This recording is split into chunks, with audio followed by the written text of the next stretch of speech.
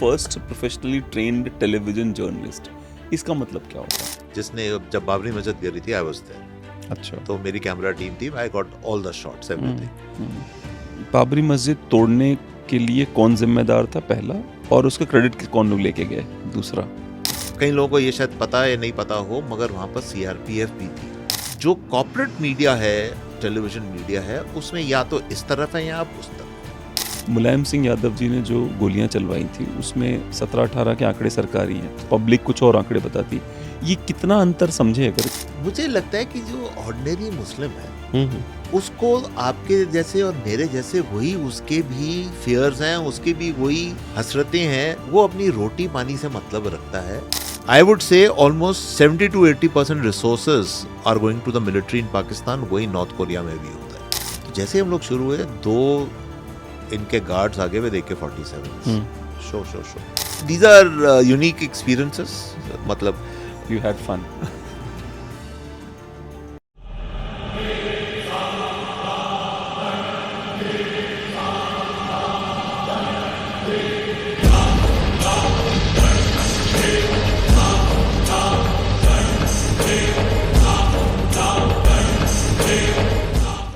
दोस्तों नमस्कार, मैं सुशील, आप इकोलेस देख रहे हैं। इकोलेस में आज हमारे साथ हैं आदरणीय जग्गी भसीन जी। कि ये है उनकी किताब जिसका नाम है lies, spies and nuclear rise. उसके अलावा उन्होंने एक और किताब लिखी है, उसका नाम है द टेररिस्ट, और एक उनकी किताब है दोज हु वेट। ठीक है, तो बड़ी सारी 7 किताबें लिखी इन्होंने। बहुत लंबा इनका जर्नी रहा है एज ए जर्नलिस्ट। भारत के पहले officially trend, professionally trained news anchor हैं। बहुत मेहनत करी है, बाबरी मस्जिद विध्वंस से लेकर के, बाबरी मस्जिद कह लो या विवादित ढांचा कह लो, राम मंदिर बनने तक, हर मुद्दे पे इनके बहुत अच्छे टेक हैं, बहुत इन डेप्थ नॉलेज है और बहुत शानदार वक्ता हैं। व्यक्तिगत रूप से मुझे इनसे बात करके बहुत मज़ा आया। मुझे उम्मीद है कि यही मज़ा पूरा देश लेगा, जैसे हमारे पप्पू भैया कहते हैं। मजा आया, और मैं ये जो मजा है हिंदुस्तान के हर व्यक्ति को देना चाहता हूं। तो ज़रूर देखिए ये वीडियो, आई एम श्योर आपको बहुत अच्छा लगेगा। क्योंकि नॉर्थ कोरिया में इनकी जो जर्नी है, उसके अलावा जो इन्होंने मिखाइल गोर्बाचोव, जिन्होंने यूएसएसआर का विघटन किया था, उनके साथ इनका जो इंटरव्यू है, बहुत ही इन डेप्थ नॉलेज है। मज़ा आएगा आपको, ज़रूर देखिए। पहले तो सवाल है आपका नाम जो है। 2 लोग मैं अभी तक जग्गी नाम से जानता हूँ, एक आप और एक जग्गी वासुदेव जी। ये मैंने उनसे वो बड़े महान व्यक्तित्व है उनका। बताइए नाम कहाँ से आया जग्गी? शुरू कर दिया? बिल्कुल, चलिए start। हाँ। नहीं, मेरा एक्चुअली माय फुल नेम है जगमोहन भसीन। अच्छा। मगर स्कूल में जगमोहन बहुत बड़ा शब्द है, बहुत बड़ा वर्ड है, तो शुरू से दोस्त यार जो है जगी कहते थे, मतलब स्कूल अच्छा। में। तो वो करते करते जब शुरू से अब जितने दोस्त यार सब जान पहचान वाले सभी को जगी पता है, जगमोहन तो कई लोगों को पता भी नहीं। और उसमें एक बड़ी एक इंटरेस्टिंग इसका वाकयात है कि जब पहली बार अपनी वाइफ को मिला तो मेरा नाम बताया किसी ने, भाई जगमोहन भसीन, तो कहते हैं भाई ये तो बड़ा भाई साहब अंकल वाला नाम है, ये क्या नाम हुआ? तो मैंने कहा डोंट वरी, मेरा दूसरा नाम भी है जगी। तो उस तरीके से फिर वो नाम फिर प्रचलित हो गया। आपका चाइल्डहुड कैसा था? Like were you like a silent kind of person, या फिर आप? हाँ, मैं आप तो खैर बोलते ही रहता हूँ क्योंकि पॉडकास्ट हो रहे हैं आपके, लिखता हूँ, थिएटर करता हूँ, मैं एक्ट करता हूँ, मैं अब वो सब चीज़ें कर रहा हूँ। मैंने इनफैक्ट कई साल पहले हम मुंबई में, तो मैं थोड़ा बहुत सीरियल्स में भी काम करा हुआ है, ये सब चीज़ें करी हुई हैं। मगर मैं जब बचपन में था तो बिल्कुल ही I was a very quite person, बहुत ही चुपचाप मैं रहता था। तो मैं सोच भी नहीं सकता था उस समय कि मैं ये सब चीज़ें करूँगा। बिकॉज देखिए, आप जो आदमी थिएटर करता है, थिएटर का मतलब ये होता है आप स्टेज पे एक्ट कर रहे हैं, वो मेरे ख्याल से एक अल्टीमेट टेस्ट होता है। अच्छा। अगर आप वो आपने कर लिया तो फिर आपकी in terms of communication ability आप कुछ भी कर सकते हैं, मुझे लगता है। मगर जब मैं छोटा था तो ये चीज़ मेरे बिल्कुल जहन के बाहर थी कि मैं ऐसी चीज़ कभी कर भी करूँगा। मेरे से बोला ही नहीं जाता था। मगर होता है लाइफ के अंदर, समटाइम्स यू चेंज कम्प्लीटली। वही मेरे साथ हुआ। आप तो चलिए मान लेते हैं बैलेंस्ड केस है, क्योंकि एक और केस है जो थोड़ा बिगड़ा हुआ कह सकते हो, नवजोत सिंह सिद्धू जी का है। वो तो बिल्कुल नहीं बोलते थे। बिल्कुल नहीं बोलते उसके थे। बाद से उन्होंने ऐसा बोलना शुरू किया कि पिछले पूरे जीवन का, पिछले जन्मों का भी निकाल दूंगा मैं एक साथ ही। बिल्कुल वो होता है कुछ वो आपने वो सुनी होगी ना कहावत कि वो जो माँ होती है परेशान हो जाती है वो बच्चों को, यार ये बोलता क्यों नहीं, ये कुछ खेलता नहीं, कुछ नहीं करता, इसको क्या गुट्टी पिलाई जाए। तो सडनली एक दिन वो बच्चा बोलना शुरू होता है, बोलना बोलना बोलता ही रहता है फिर, मतलब ये तो वाला हालात है हमारे। नहीं, मुझे ऐसा लगता है कि जैसे आप हैं या आदि जो धुरंधर के जो डायरेक्टर आदित्य धर, उनके बारे में भी है कि बहुत क्वाइट किस्म के इंसान थे बचपन में वो भी। अच्छा, तो आप लोग, मुझे ऐसा लगता है you think a lot but you don't say it, Don't और say. फिर किताब लिखनी होती है कि फिल्म बनानी होती है, यू लाइक मैं बताता हूँ कैसे बनेगी ये।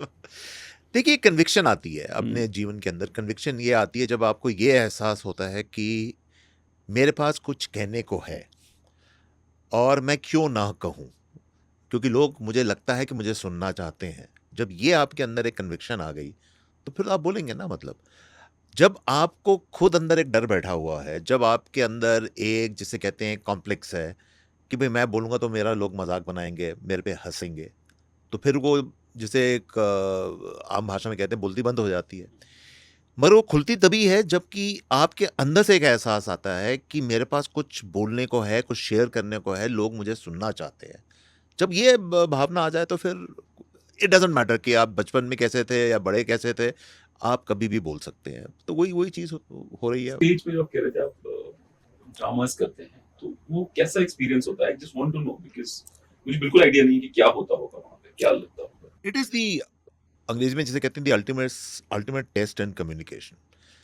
देखिए आप मैंने तो एक तो छोटी फिल्मों में भी काम करा हुआ है, सीरियल भी करे हुए हैं।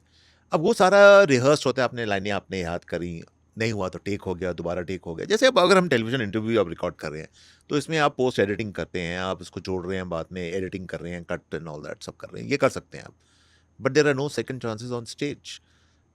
स्टेज पे अगर आपने अपनी लाइनें भूल गए या आप में वो कॉन्फिडेंस नहीं है तो आपकी परफॉर्मेंस तो ज़ीरो होगी, मगर आप पूरे प्ले को भी डुबो देंगे साथ साथ। प्लस आपके जो आपके सहयोगी हैं, जो आपके को एक्टर्स हैं, उनका भी आप नुकसान कर रहे हैं। सो जिसे कहते हैं stage is very unforgiving, there are no second chances. इसका मतलब आपको अब पे पूर्ण, आपको चाहे आपके अंदर कितनी भी घबराहट हो रही हो, बल्कि एक थ्योरी ये भी है कि स्टेज में इट इज़ गुड कि आपके अंदर थोड़ी घबराहट है जब आप स्टेज पे एक्टिंग करने जा रहे हैं, क्योंकि too much of over confidence वो भी ठीक नहीं है, क्योंकि उसमें डेफिनेटली आप या तो लाइनें भूल जाएंगे या आप कुछ ना कुछ गड़बड़ कर देंगे। बट उसमें एक असूल होता है, मैं कहूँगा कि जो थोड़े बहुत जिन लोगों को एक्टिंग का पता है, कि स्टेज पे अगर आप भूल भी गए तो रुकिए मत। रुकना नहीं चाहिए, आप कंटिन्यू करिए। मैंने तो ऐसे प्लेयर्स, अच्छे अच्छे एक्टर्स के देखे हैं जो पूरा एक सीक्वेंस भूल जाते हैं और फिर वो किसी तरीके से बाद में उसी प्ले के अंदर उसी सीक्वेंस को वापस ले आते हैं। मतलब क्यों, हाँ, उनको और उनकी अंडरस्टैंडिंग होती है को एक्टर्स के साथ, वो उसी सीक्वेंस को वापस ले आएंगे, तो कुछ नुकसान नहीं होता। तो स्टेज इन दैट सेंस बहुत ज़बरदस्त कॉन्फिडेंस है। और सबसे बड़ा स्टेज जो हर बच्चा हिंदुस्तान में वाक़ है वो तो आपकी रामलीला है। इससे बड़ा स्टेज क्या होगा? छोटे हम जब बच्चे होते थे तो हम रामलीला देखते थे, मिट्टी भरे मैदानों में बैठते थे, ऊपर देखते थे और रात को इतना मज़ा आता था, हल्की सी ठंड हो रही होती थी। मैं तो दिल्ली की बात कर रहा हूँ और पूरे नॉर्थ इंडिया के अंदर भी सेम सिचुएशन। तो वो कॉन्फिडेंस उन एक्टर्स का आप देखिए, कमाल का कॉन्फिडेंस होता है। तो असल में स्टेज एक्टिंग तो वही है ना। मतलब अब उसको आप उसको रिफाइन कर लीजिए, आप उसको किसी फॉर्म में ले जाइए, वो बात दूसरी है। मगर हमारी भारतीय जो प्रथा है, उसके अंदर जो असली स्टेज है वो रामलीला है। उसको आपने कर लिया, आप कुछ भी कर सकते हैं। मैं ये सोच रहा था कि जैसे अभी मैं और आप बैठ के बात कर रहे हैं, कैमराज ऑन, और मैं और आप बात करें कैमराज ऑफ करके, we are confident subconsciously cameras off है, क्योंकि कॉन्शियसली सबको हम पता है कैमराज ऑफ, बिल्कुल, तो हमारी बातचीत बदलती है। बिल्कुल। और जब हमें पता होता है कैमराज ऑन है, तो मैंने एक बार रिसर्च कर रहा था ये क्यों है। हाँ। I found out there is something called as double slit experiment. उसमें क्या, उन्होंने लाइट को दो स्लिट्स के बीच में डाला, मैथमेटिकली प्रूव है ना, वो वैसे हो नहीं सकता वो। तो कह रहे हैं कि अगर उसको ऑब्जर्व करेंगे आप, तो पार्टिकल्स की तरह जाता है, अच्छा, मोर अवेयर रहता है। ओके। और अगर अनऑब्जर्व करेंगे तो वेव्स की तरह जाती है light. The right, same thing with us. We are also made up of light, right? right, So when we are observed by somebody, we are like particles. We are very conscious कि क्या बोला जा रहा है, क्या नहीं बोला जा रहा है. The moment we are not observed, we are like waves. We are moving like that. Yes. देखिए, आपने तो साइंटिफिक प्रिंसिपल से समझाया, बट उसको अगर एक बहुत ही मैं साधारण शब्दों में कहूँ तो सीधी सी बात है, you have to stop being conscious. जब आपके अंदर एक वो कॉन्शियसनेस आ जाती है कि मेरे को कोई देख रहा है, वो मेरे को जज कर रहा है या लोग मुझे देख रहे हैं, तो it will start affecting your delivery, it will start affecting your performance. तो अब जैसे आप हमारी इस टाइम में ये सेटिंग है, मैं आपके साथ बात कर रहा हूँ, आपके कैमरामैन पर्सन है वो बैठे हुए हैं वहाँ पर, हम 3 लोग हैं, तो कॉन्शियस होने को तो मैं भी कॉन्शियस हो सकता हूँ भाई वो क्या सोच रहे हैं मेरे बारे, ये आदमी इसमें कुछ अकल है या बेवकूफ़ है, ये किस तरह का इंसान है, वहाँ बैठ के बोली जा रहा है। तो बट कॉन्फिडेंस का क्या मतलब होता है? आई think that is the main question. Confidence का मतलब यही होता है कि आपने जो भी बोलना है, आप जो भी कह रहे हैं, चाहे आप अनशन बोल रहे हैं, मगर उसको आप कॉन्फिडेंस से बोलिए।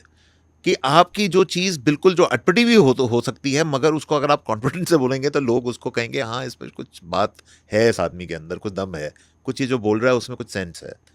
So it's just that. जब आप बच्चे थे, क्योंकि आपका लगातार इंटरेस्ट इस तरफ ही रहा है, जर्नलिज्म पॉलिटिक्स की तरफ, क्योंकि वो मुझे ऐसा लगता है कि इस तरफ आने के लिए आपका दिमाग ऐसे ही चलना पड़ता है, अदरवाइज बहुत मुश्किल हो जाती है इस तरफ घुसने में। मेरा नहीं था। मैं तो आपको सच्ची बात बता रहा हूँ, उस समय ये जो जिसे कहते हैं अवेयरनेस जो है कि मेरे को जर्नलिज्म करना है, मेरे को लिखना है, मेरे को टेलीविज़न पे आना है, ये सब ये बहुत बाद में आया था। उस समय हाँ, जैसे देखिए मैं तो अब आई एम 64 ईयर्स ओल्ड, आप सब यंग लोग हैं। हमारे टाइम में इनसिक्योरिटी बहुत होती थी, तो उसमें सीधी सी बात ही जॉब लेनी है और कुछ नहीं होता था। ये तो आजकल एंटरप्रेन्योर्स ये वो, अब आपने बीपीओ खोला हुआ है, आजकल आप 10 चीज़ें कर सकते हो क्योंकि दी अपॉर्चुनिटीज आर देयर। उस समय तो वो 3 चीज़ें होती थी, डॉक्टर बनना है या इंजीनियर बनना है या आईएएस में जाना है, इसके आगे आदमी सोच ही नहीं सकता था मतलब। तो कई साल बीत गए इन सब चक्रों के अंदर, फिर बाद में जब कॉलेज में गए तो फिर अक्ल आई कि भाई इसके आगे भी ज़िंदगी है। तो लकीली फॉर मी मेरे साथ क्या हुआ, मैंने एग्ज़ाम दिया तो मैं दूरदर्शन में सेलेक्ट हो गया था, और दूरदर्शन न्यूज़ के अंदर। तो मेरे कई साल मतलब दूरदर्शन न्यूज़ में था, बोथ एज रिपोर्टर, एंकरिंग, ये सब चीज़ें मैंने करी, तो कॉन्फिडेंस वहाँ से आया। मगर जो आपका प्रश्न ये है, उस समय ये सब सोचना तो एक तरह से जिसे कहते हैं उस सब दिमाग में नहीं जाता था वहाँ सिर्फ यही था जॉब जॉब जॉब जॉब कब लगेगी, और कुछ नहीं था। जब आप कॉलेज में गए थे, लाइक बहुत ज्यादा अवेयर हो जाते हैं कॉलेज में जाते हैं, who was your favourite political leader? Who was my favorite political leader? उस टाइम सरप्राइजिंगली पॉलिटिक्स में भी इतना रुचि नहीं थी। उस टाइम कॉलेज के अंदर सिर्फ एक ही चीज़ की रुचि थी। मैं उस टाइम एक्चुअली आई वाज, शायद मुझे लगता है कि मेरी जो शुरुआत थी कुछ वहाँ से हुई थी। मेरी रुचि डिबेट्स में बहुत थी, तो मैं कॉलेज के फेस्टिवल्स जो होते थे उसमें पार्ट लेता था, डिबेट्स में और इन सब चीज़ों में, जहाँ पर बोलने का एलिक्यूशन कॉन्टेस्ट, ये वो इन चीज़ों में मुझे बड़ा शौक था। मतलब मैंने पहले 2 साल तो बहुत बढ़िया करा था कॉलेज में, I actually top university literature के अंदर। बाद में 3rd ईयर में थोड़े और डाउन चला गया था, बट आपकी गर्लफ्रेंड बन गई? वो लंबी कहानी है, उसके बारे में अभी नहीं बताऊंगा आपको, मगर जवानी के जोश में बहुत गलतियां होती हैं। तो हाँ मतलब आई थिंक शुरुआत अगर आप कह सकते हैं तो कुछ वहाँ से हुई कि ये जो सारे शौक थे उस समय कि स्टेज पे जाके डिबेट करना है और अपने कॉलेज को रिप्रेजेंट करना है, तो या मे बी शुरुआत शायद वहाँ से हुई, मुझे लगता है। उस समय ये सिर्फ ये शौक थे। पॉलिटिक्स में सबसे पहला आई थिंक रिमेंबर, मुझे जो पॉलिटिक्स की अवेयरनेस जो हुई थी हमारे टाइम में, एक बड़ा ज़बरदस्त एजिटेशन हुआ था जिसे लोग कहते हैं मंडल एजिटेशन। मंडल आयोग आया था। तो मंडल आयोग जब आया था, तो मंडल आयोग में उस समय प्रोटेस्ट हो रहे थे, कॉलेजेस में भी हो रहे थे। तो वो मेरे ख्याल से मेरी उस समय सबसे पहली पॉलिटिकल अवेयरनेस वहाँ से हुई थी कि ये हो क्या रहा है, ये इशू क्या है, लोग इतने भड़के हुए क्यों हैं, ये सब। तो आपका फेवरेट लीडर कोई नहीं था उस समय? उस समय कोई नहीं था। देखिए उस समय हमारे टाइम में तो बस इंदिरा गांधी होती थी। इतना ज़रूर पता था Indira Gandhi is this strong woman leader whatever. Personally Indira Gandhi को नहीं देखा, बट बाद में जब मैंने दूरदर्शन न्यूज़ ज्वाइन करा तो फिर तो पॉलिटिक्स ही पॉलिटिक्स। फिर तो क्योंकि मेरे टाइम में वीपी सिंह थे, मेरे टाइम में चंद्रशेखर थे, ये सब थे। Arun Nehru he was the home minister, वो सब डिफरेंट रोल्स थे। और मेरी एक दूरदर्शन न्यूज़ के अंदर मेरी एक बीट थी, औरों की भी थी, मेरी भी थी, which was called the PM beat. अच्छा। यानी प्राइम मिनिस्टर जहाँ भी जाते थे तो एज प्रेस पार्टी हम जाते थे साथ, तो काफ़ी नज़दीक से मतलब। तो उस समय फिर प्राइम मिनिस्टर्स क्या होते हैं, क्या उनका रोल होता है, some the personal characters also समझ आ रही थी उस समय। मतलब उनके प्लेन में भी गए थे आप? उसी प्लेन में अच्छा। तो 2 प्लेन्स होते थे उस समय। आजकल मुझे नहीं पता क्या व्यवस्था है। उस समय 2 प्लेन्स होते थे, उनको कहते थे राजदूत और राजहंस। अच्छा। तो गूगल करो कौन सी व्यवस्था है अभी आज की, है ना? हाँ, नहीं, वही please वो continue. मोरलेस वही होगी। जो हमारा जो अमेरिकन का एयरफोर्स 1 का वर्जन है वही हमारा भी होगा, आई एम प्रीटी श्योर। तो प्रेस पार्टी में हम जाते थे, और कई बार क्या होता था, Chandrashekhar was quite friendly in a way, तो वो आ जाते थे, कभी कोई मिलते थे प्रेस लोगों से, हमसे सबसे बात करते थे। आई बिकेम ये साहब होते थे सुबोध कांत सहाय, ही वाज जी, द होम जी, मिनिस्टर। तो सहाय साहब के साथ तो मैं उनके बीएसएफ होम मिनिस्टर थे, बीएसएफ प्लेन्स में कई बार गया हूँ, तो उनसे तो फर्स्ट हैंड, अरे भाई जगमोहन क्या हाल है, तो उसने जगी नहीं बोलते थे, जगमोहन बोलते थे सब, और सब हम बातचीत करते थे एंड ऑल दैट। तो यू गेट टू नो। अब आजकल तो ये रूटीन हो गया है, प्रेस वाले कहीं अब मतलब जाते हैं, नहीं, प्रेस वालों को शायद मोदी जी ने अपने प्लेन से बाहर मोदी कर जी दिया। नहीं करते, Modi ji doesn't, you are absolutely correct, Modi ji will not tolerate this.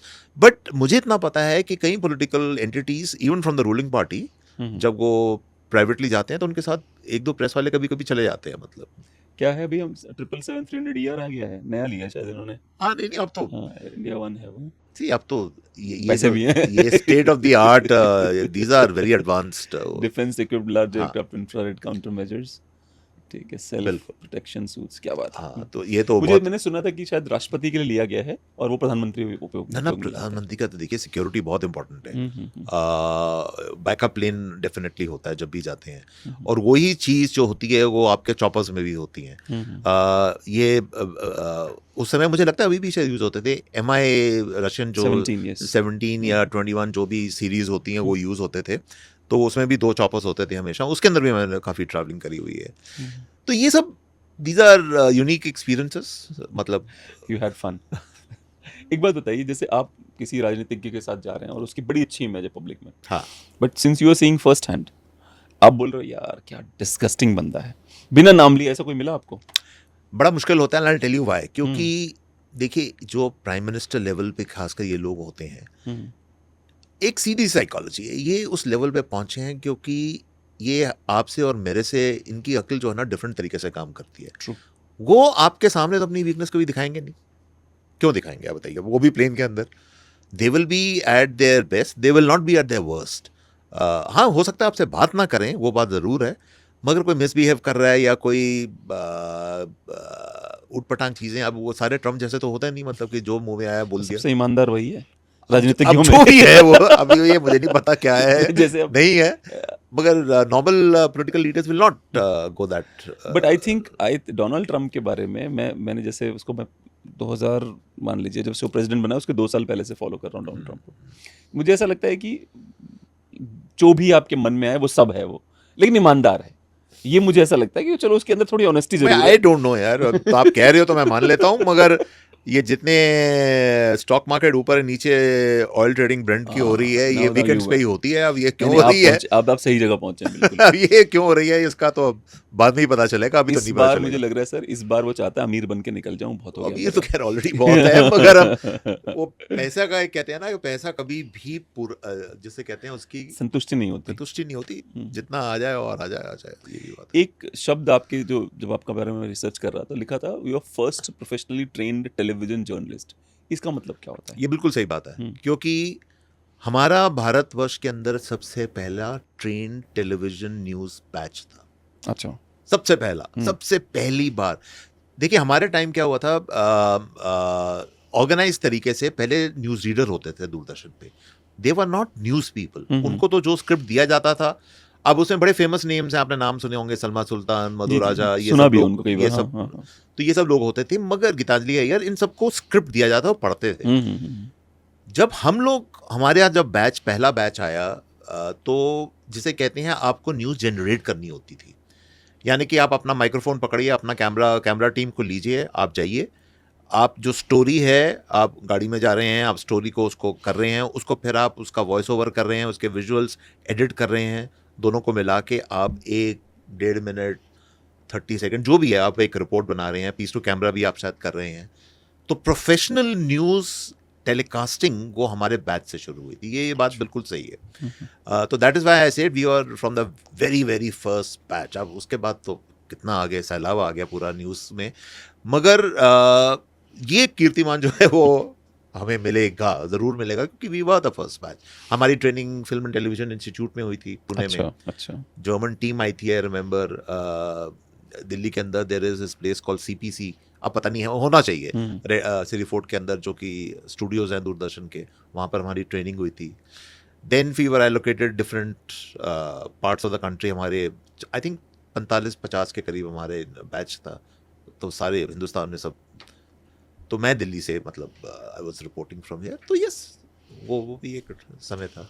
आपके सामने ही पूरा मीडिया बदल गया। आपने देखा होगा पहले दूरदर्शन तो चलो बार बार बोला जाता है वो सरकार का माउथपीस होता है, पर जो मीडिया उस नाम पे आया था कि हम दूरदर्शन नहीं है, धीरे धीरे वो दूरदर्शन से भी ज़्यादा बड़े दूरदर्शन बनते गए। And I am not saying this government, इसके पहले भी यही हाल था, उसके पहले भी यही हाल था, हमेशा लगातार ऐसा रहा है। क्यों होता है ऐसे? क्यों नहीं इंडिपेंडेंस रह जाती लोगों की? भाई देखो, सीधी सी बात है, आपको ये समझना पड़ेगा कि जो चैनल है आपका, जो आपकी एंटिटी है मीडिया चैनल, उसको कंट्रोल कौन कर रहा है। अब जैसे दूरदर्शन के केस में सरकार करती है। अब ये भी बहुत ही एग्जैजरेशन है कि हर रिपोर्ट को सरकार जो है बैठ के वहाँ पर रेड पेंसिल से उसको स्ट्राइक आउट कर रही है, ये नहीं बोल सकती आप, ऐसा भी कुछ नहीं था। हाँ, मगर in certain very sensitive issues, अब जैसे I was the first Indian journalist, television journalist, print के तो बहुत थे, जिसने, जब बाबरी मस्जिद गिरी थी, आई वाज देयर। अच्छा। तो मेरी कैमरा टीम थी, I got all the shots, everything. BBC के पास भी थे, न्यूज़ ट्रैक था, उनके पास भी थे शायद। तो हमारी जो रिपोर्ट थी पूरी तैयार थी, विद, मतलब it was a world exclusive. मगर उस रात को मुझे याद है, रात के 9 बजे होता था प्राइम बुलेटिन, उसमें वो नहीं दिखाया था सरकार ने, क्योंकि कैबिनेट सेक्रेटरी का फ़ोन आया था और मेरे डायरेक्टर न्यूज़ ने मुझे फ़ोन करके बताया, मैं उस समय लखनऊ में था। He said, Jagmohan, I am sorry, I know you work very hard, तुमने अपनी जान पे भी खेल के रिपोर्ट बनाई है, जो भी करा है, मगर गवर्नमेंट कह रही है कि अगर ये रिपोर्ट दिखा दी तो ऑलरेडी बहुत राइट शुरू हो गए हैं, तो कत्लेआम किसी और लेवल पे चला जाएगा। तो that was the government thinking. तो मेरा मतलब ये है, हर चैनल के पीछे कोई एंटिटी होती है। आजकल क्या हो गया है, गवर्नमेंट नहीं है, मगर इट इज़ कॉर्पोरेटाइज्ड मीडिया। हर चैनल के पीछे आपके एक कॉर्पोरेट है। अब हर कॉर्पोरेट का एक इंटरेस्ट होता है। अब my simple question to use this, you run a BPO for instance, you run a government unit. कल आपको कोई अगर एक कहता है कि भैया ये जो है and something which is against let's say the BPO industry. अब आप जानते हैं आजकल ये केस चल रहा है जो टीसीएस का चल रहा है, which is also a BPO. TCS not a BPO, but that particular Nashik unit is a BPO. big unit of BPO. It's a मतलब गुड़गांव में भी है, दिल्ली, अब उसका नोएडा में बॉडी भी है। शॉपिंग कह लीजिए, जो भी कह लीजिए, जो कहना है, but something which comes totally against it, a policy or something, will you highlight it? You'll also be very cautious, यार ये तो मेरे बिजनेस को अफेक्ट कर सकता है। So see, at one level I understand, लोगों के, बिजनेसमैन के इंटरेस्ट होते हैं, सब कुछ होता है। इसीलिए आजकल हो क्या गया है, आपको मोर देन न्यूज़ चैनल्स, आपको अगर आपको कुछ थोड़ी सच्चाई या आपको एक बैलेंस कवरेज चाहिए, तो आपको अपने मनपसंद के पॉडकास्ट ढूंढने पड़ेंगे। जो कॉर्पोरेट मीडिया है, टेलीविजन मीडिया है, उसमें या तो इस तरफ है या आप उस तरफ हैं। आप सबको पता है, अगर आप टाइम्स नाउ देखोगे तो वो उनका एक स्लांट है, इंडिया टुडे देखोगे उसका एक स्लांट है, CNN IBN देखोगे उसका एक स्लांट है। ये तो this is a common knowledge. और उसी में जो एंकर्स हैं वो उसी में ढले हुए होते हैं, वो भी वही लाइन लेते रहते हैं। अब राजदीप सरदेसाई बैठ के जब बोलेगा तो आपको पता है कि he is representing certain interests. Absolutely, सबको पता है, इसमें कोई छुपी बात तो है नहीं। उसकी वाइफ जो खुद है, she is a political person in the TMC। तो वो कैसे अब न्यूट्रल ये कहेंगे जी मैं बिल्कुल बैलेंस्ड हूँ। आप बोलने को आप बोलते रहिए, but you are not balanced. तो सच्चाई ये है। तो मुझे तो बहुत हंसी आती है जब लोग कहते हैं दूरदर्शन, अरे ऑफिशियल मीडिया, ये वो सब। भैया तुमने कौन से तीर मार लिए हैं सबने। बाबरी मस्जिद पे मैंने 3-4 सवाल लिखे हैं, हाँ। क्योंकि आपने छेड़ दिया है। जी जी। तो उस पे मैं, पहला सवाल यही है कि जो बाबरी मस्जिद तोड़ने के लिए कौन जिम्मेदार था, पहला, और उसका क्रेडिट कौन लोग लेके गए, दूसरा? देखो भाई, मैं तो सिर्फ आई कैन ओनली नरेट। मैं अपना पर्सनल, नहीं, मेरा पर्सनल ओपिनियन भी यही है। मुझे लगता है कि मंदिर बनना चाहिए था, ये there is no question about it, because देखिए ये एक आस्था का प्रश्न भी था। अब वी कैन डिबेट कि वो मेथड ठीक था नहीं था, वो बात दूसरी है। मगर जो मैंने अपनी आंखों से देखा था वहाँ जन सैलाब था जिसको रोकना इम्पॉसिबल था, नहीं रोक सकते थे आप। और कई लोगों को ये शायद पता या नहीं पता हो, मगर वहाँ पर CRPF भी थी, तो उस समय थी वहाँ पे, बिल्कुल फोर्स थी पूरी विद वेपन्स। मगर उन्होंने कुछ नहीं करा, कर ही नहीं सकते थे। इट वॉज नॉट समथिंग जो कि कोई एक होता है ना कि ये होता है ना पोलिटिकल रैलीज के अंदर होता है, लोग उकसाते हैं, अरे यार नारे लगा दे, ये कर दे, वो कर दे। ये तो एक देखो, एक आप चीज़ समझनी पड़ेगी, लोग एक चीज़ नहीं समझते। बाबरी मस्जिद जो टूटना था उसका बैकग्राउंड आपको समझिए कि वो कार सेवक दिनों दिन महीनों महीने सड़कों पे चल चल के वो कलश लेके जा रहे थे। अब आप एक आदमी जब चल रहा है, उसकी आप भावना से आपको समझनी पड़ेगी, उसके अंदर दिमाग में क्या चल रहा है।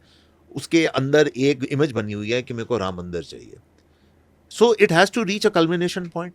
अब ये तो हो नहीं सकता ना कि आप वहाँ पर हो, सब आप सहज तरीके से बैठ गए, अच्छा अब गवर्नमेंट कुछ करेगी तो हम देखेंगे क्या कर सकते हैं।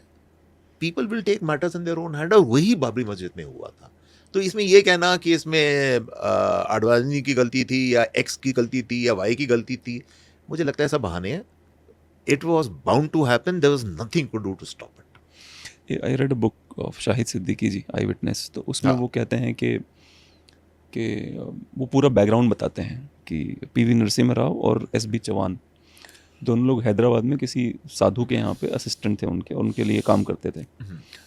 और यही दो लोग थे जिस दिन बाबरी मस्जिद टूट रही थी, तो जब बाकी के लोग मिनिस्टर्स और बाकी के लोग जो स्पेशली राजेश पायलट जी और बाकी के लोग चाहते थे कि पीएम से बात हो जाए कि कुछ करिए, ये टूट रहा है, तो उन्होंने प्रधानमंत्री ने बोला कि मैं अवेलेबल नहीं, मैं पूजा कर रहा हूँ, और एसबी चौहान साहब ने बोला कि मैं भी अवेलेबल नहीं हूँ। और then these people reach to, आपकी मैं पॉडकास्ट देख रहा शंकर दयाल सर शर्मा जी से, आप व्यक्तिगत अच्छे से जानते हैं उनको। देन उनके पास शंकर दयाल शर्मा जी के पास गए तो रोने होने लगे कि मतलब बताइए देश कैसे चलेगा आगे एंड ऑल दैट। बट इनकी किताब के हिसाब से it was Narasimha Rao and SB Chauhan who decided to get rid of the Babri mosque, और या फिर विवादित ढांचा। और फिर उसका क्रेडिट जो है इनकी किताब से, मुझे लगता है, इनकी किताब के हिसाब से नहीं, मुझे लगता है क्रेडिट कोई और ले गया उसका। Do you agree with that thought? एक बात तो सच है, देखिए सिद्दीकी साहब is also a journalist but is also a political person. जी जी, तो उनका भी एक बायस है। नहीं एब्सोल्युटली, उस किताब में तो ऐसा विजिबल है, मैं अब क्या बताऊं आपको। नहीं मतलब ही is a non Muslim intellectual, तो ठीक है, उनका भी एक बायस है। जो सच्चाई ये है, अगर मैं इनकी बात मान के चलूं कि इसको रोका जा सकता था, कैसे रोका जा सकता था, आपको वही चीज करनी पड़ती जो मुलायम सिंह यादव ने कहीं वो पहले करी थी, जब उसने गोली चलाई थी और उसमें कितने कार सेवक मारे गए थे। तो did you want another massacre of the car sevaks? कोई मैसेकर होता, क्योंकि वैसे ही चीज नहीं रुक सकती थी। जो लोग यही तो लोगों को समझ नहीं आ रही बात। लोग कह रहे हैं इसकी गलती, उसने कॉन्स्पिरेसी करी, शिलान्यास का टाइम सिग्नल गया, ये सब मैंने ऊटपटांग बहुत सुना है। देखो एक चीज होती है समटाइम्स, जब एक वही मैं शब्द बार बार यूज करी जा रहा हूँ, सैलाब। जब सैलाब आता है उसको आप रोकोगे कैसे? सुनामी जब आती है आप क्या करोगे उस टाइम बैठ के? वो कहेंगे नहीं मैंने तो यार वो एक वॉल बनाई हुई है, सुनामी नहीं रोकेगी, सुनामी विल क्रॉस। तो वही चीज हो रही थी। The only way to stop it was a large scale massacre. CRPF गोलियां चला देती वहां पर और धड़ाधड़ लोग नीचे ढेर हो जाते तो शायद रुक जाता। अब ये चाहते थे आप। This is what people don't understand. It was totally, जिसे कहते हैं, एक पॉइंट आ गया था जिसको इम्पॉसिबल था उसको रोकना। तो जो लोग ग्राउंड पे, हम लोग जो थे, हमको पता है वहां पे एग्जैक्टली क्या हो रहा था। थ्योरेटिकल चीजें तो मैं भी बहुत सारी कह सकता हूं कि नहीं ये हो सकता था, वो हो सकता था। देखिए Narasimha Rao was a very astute prime minister. आप बिल्कुल बात सही है, और मुझे लगता है वो क्रेडिट चाहते भी नहीं थे, because he was at the end of the day still a Congress person जी। तो उस समय he can not go around supporting कि जी I have supported the fall of the Babri Masjid. His policy was, जिसे कहते हैं भैया हो रहा है तो होने दो यार, अब कुछ नहीं कर सकते, turn the other way. I think that was his policy. ये बात सही है जो इन्होंने लिखी है जी। He did not want to intervene, he did not want to create a bigger problem than what it could have become. तो Narasimha Rao, his thinking was very very different. और ये बड़ा इंटरेस्टिंग क्वेश्चन है, बहुत ही थ्योरेटिकल क्वेश्चन है कि अगर उनकी जगह कोई और होता, supposing let's say Rajiv Gandhi होते या कोई और होता, would he have been able to control it? आप कैसे कंट्रोल करते? I mean you had to see वहां पर क्या हो रहा था। कितने लोग रहे होंगे उस दिन? लाखों थे। अच्छा, लाखों की संख्या। बिल्कुल, कैसे आप कंट्रोल करोगे? और वो जो थियरीज चलती हैं कि देयर वर आरडीएक्स प्लांटेड इसलिए जल्दी गिर गया। नहीं, आरडीएक्स कुछ नहीं था। लोगों के हाथ में वो थे यार, जो तुम्हारे होते हैं जिससे आप फावड़ा और ये सब चीजें, इस तरह के इम्प्लीमेंट्स जो आप आप ज़मीन खोदते हो, इस तरह की सारी चीज़ें थी। कई लोगों के हाथों से ही अपने वो लगे हुए थे, मतलब लेके you had to see what was going on. कोई आरडीएक्स कुछ नहीं था, इट वाज जस्ट जो चीज़ लोगों को मिल रही थी उससे वो तोड़ी जा रहे थे, मतलब सिंपल एज दैट। फ्रेंजी था एकदम। हाँ? फ्रेंजी था एकदम। और टोटल एब्सोल्युटली। सी देखिए, मैं आपको बता रहा हूँ, you have to understand the entire thing in context. उससे पहले महीनों से ये लोग चल रहे हैं, सड़कों पर हैं, कलश लेके जा रहे हैं, जय श्री राम का वो सब हो रहा है। जब वो एक जुनून जो होता है ना, जुनून कहते हैं इसे, वो अंदर से जब बढ़ता जा रहा है, उसका कहीं पे बाहर निकलेगा तो सही, कहाँ निकलेगा वो? नहीं निकलेगा तो फिर कुछ और गड़बड़ हो सकती है बहुत बड़ी। तो it had to come out. एक प्रश्न मेरे पास है जो क्योंकि अभी अभी आपकी बातें सुन के आया, मुलायम सिंह यादव जी ने जो गोलियां चलवाई थी उसमें 17-18 के आंकड़े सरकारी हैं और ज़्यादा मरे थे मेरे ख्याल से। पब्लिक कुछ और आंकड़े बताती। ये कितना अंतर समझे? अगर एक नॉर्मल बंदा है, सरकार बोल रही है 10 लोग मरे, पब्लिक को कितना समझना चाहिए कि हो सकता है यहाँ तक नंबर जा सकता है? आपको क्या लगता है? हम जो बेवकूफ़ी हमेशा हमारे और ये मैं मुलायम सिंह यादव की बात नहीं कर रहा है, एडमिनिस्ट्रेशन जो करती हैं, वो जो भी फिगर दें, जनता उस पर विश्वास नहीं करेगी। अच्छा। जनता उसको हमेशा 2x 3x कर देती है, क्योंकि एडमिनिस्ट्रेशंस की भी, एक ब्यूरोक्रेट्स की एक आदत होती है कि वो चीज़ को दबाना चाहते हैं, वो चीज़ को कम दिखाना चाहते हैं, वो सच्चाई पूरा बताना नहीं चाहते। तो लोग अपने आप अपना अनुमान लगा लेते हैं, हाँ ये तो 2-3x है, मतलब अगर आप 17 कह रहे हैं तो उसको कहेंगे नहीं कम से कम 30-40 लोग मरे होंगे। तो ये एक प्रॉब्लम है, क्योंकि credibility in the official narrative is very very low. This is the problem in India for a very long time. अब आप चलो हिंदुस्तान को छोड़ो, अब आप ये देखो, जो खाड़ी का जो युद्ध हो रहा है, अभी तक किसी को ठीक तरह से पता है? ईरान का तो सबको पता है कि ईरान में कम से कम मतलब 5-6 हज़ार 10,000 लोग मारे गए हैं, जितने भी हैं। किसी को पता है अमेरिकन कितने मारे गए हैं? एक ऑफिशियल फिगर आई जा रहा है 13 अमेरिकन, लोग तो कह रहे हैं पता नहीं हज़ार, मतलब कम से कम उनके 70-80-100 लोग शायद मर चुके होंगे। Nobody believes that figure. तो ये प्रॉब्लम सब जगह है, क्योंकि गवर्नमेंट्स क्या करती हैं, वो एक फिगर्स को दबाती हैं, और लोग जो हैं फिर वो उसके ऊपर अपने अनुमान खुद लगाते हैं। मतलब तो कितना, फिर भी जस्ट एक अंदाजा बता दीजिए कि अगर सरकार बोलती 10 लोग मरे हैं तो हमें क्या सोचना है? मुझे लगता है कि 17 से डेफिनेटली ज्यादा था यार, क्योंकि ये 250 बोला जाता है। अब ये मुझे नहीं पता है really to quote a figure. I wasn't there, so I really, मेरे को भी उतना ही पता जितना आपको पता होगा। उसका फर्स्ट हैंड मुझे नॉलेज नहीं है, बट डेफिनेटली 17 से तो ऊपर ही होंगे यार, क्योंकि काफ़ी ज़बरदस्त गोली वोली चली थी। अच्छा। तो वुड हैव बीन मोर, क्योंकि रोष बहुत था लोगों में उसके बाद कि ये क्या करा है। मतलब एक और भी सवाल है, क्योंकि अगेन इन्हीं की किताब में था कि राम मंदिर का जो प्राण प्रतिष्ठा वहीं हुई, पुलिस वाला अपनी, कोई ऑफिसर अपनी बीवी को लेके आया और कोई पुलिस वालों ने ही वहाँ की प्राण प्रतिष्ठा करी, और इन्होंने नरसिम्हा राव जी ने 36 घंटे का समय दिया ताकि सारे कारसेवक वहाँ से निकल जाएं, कोई गिरफ्तार भी ना हो। Do you agree with that kind of thought, because you are there on the ground? ये तो फिर भी दिल्ली में थे शाहिद भाई। देखो भाई, हम तो शिलान्यास साइट के सामने खड़े हुए, वहीं खड़े थे, आडवाणी जी थे, सब लोग थे, मतलब उमा भारती, ये सब लोग थे। वो तो बड़े शांतिपूर्ण तरीके से शिलान्यास हुआ, जो भी हुआ। जनता जो थी, जो खड़ी हुई थी, दे वर वेटिंग फॉर द शिलान्यास टू बी ओवर। अच्छा। और जैसे ही वो खत्म हुआ, एकदम भगदड़ मच गई। अच्छा। एकदम। अब उसमें किसी पुलिस वाले ने नहीं करवाई, ये सब जो लोग, ये सारे, अब मुझे नहीं पता शायद वहां पर थे या नहीं। नहीं, वो नहीं थे, वो दिल्ली में थे, बता रहे हैं। फिर वही है ना, फिर ये गलत चीज है। आप किताबें लिख देते हैं पूरी की पूरी, जब आप खुद ही नहीं है वहां पर। अब जैसे ही आपने मेरे से प्रश्न पूछा मुलायम सिंह यादव की जो फायरिंग वाला था, मैं तो आपको ऑनेस्टली कह रहा हूँ, आई वाज नॉट देयर। तो मैं कैसे कह सकता हूँ कि भाई 17 मरे थे या 70 मरे थे? मेरा अनुमान है कि ज्यादा थे। इसीलिए हम लोग जो वहाँ पर थे, मैं आपको बता रहा हूँ, जो हकीकत थी, कोई इतनी ऐसी ग्रैंड कॉन्स्पिरेसी भी नहीं थी कि मतलब किसी पुलिस वाले ने कहा, सिग्नल दिया, चलो भाई अब शुरू हो जाओ, ये करो। People were just waiting for the शिलान्यास टू बी ओवर। जैसे ही वो बड़े शालीन तरीके से हुआ, आडवाणी जी सब, चल ये लोग हटे, शिलान्यास हो गया, उसके बाद बस पीपल, अब करना है हमको, अब कोई रोक ही नहीं सकता। अच्छा। अपने आप। अच्छा। इट वॉज लाइक जैसे करंट होता है ना पूरे क्राउड के अंदर, नेचुरल करंट, वो चला गया कि अब करना ही करना है। मतलब हम भी दंग रह गए जो न्यूज़ पर्सन्स थे कि सडनली I'm very happy कि कम से कम आप थे वहाँ पे, because I feel like काश मैं होता। नहीं मतलब it was a historical moment, जी, जी, जिसे जी, हिस्ट्री बन रही थी भाई, हमारे सामने हिस्ट्री बन रही थी, उसमें झूठ क्या बोलना है, उसमें सच्चाई मैं आपको बोल रहा हूँ। और बाद में बाय द वे कमीशन भी बैठी थी, हम में से कई लोगों लिब्राहन को आयोग, हाँ, हाँ, अयोध्या जाना पड़ा था, जी, वहाँ जी, पर गवाही देने, टेस्टिमनी देने, ये सब जो भी था। तो सच्चाई ये थी, लोग सिर्फ वेट कर रहे थे कि भाई ये शांतिपूर्ण ये हो जाए, कि उसमें ये कल न गए कि आपने शिलान्यास में अड़चन डाली या आपने कुछ उटपटांग वहां पर करा, ऐसा कुछ नहीं था, वो शांतिपूर्ण हुआ था। बस जैसे ही वो खत्म हुआ, वो प्रायोजन खत्म हुआ, उसके बाद लोग ये आज करके ही जाना है शाम से पहले। और एक चूंकि आप वहाँ पर थे, अब एक भव्य राम मंदिर का उद्घाटन हो चुका है, तो आप प्रसन्न हैं कि ये हो गया, और या फिर उसके आसपास जो इतना सुपर कमर्शलाइजेशन हो रहा है उसके बारे में आपके क्या यार कहना मुझे एक चीज नहीं समझ आई, देखो है?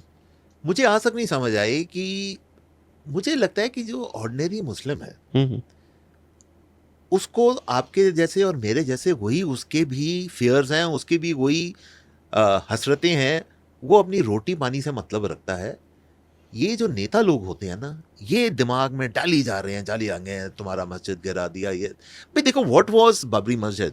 It was not so much as a place of worship, but it was मतलब एक सिंबॉलिज्म उसका कुछ ठीक नहीं था हमारे इतिहास के हिसाब से।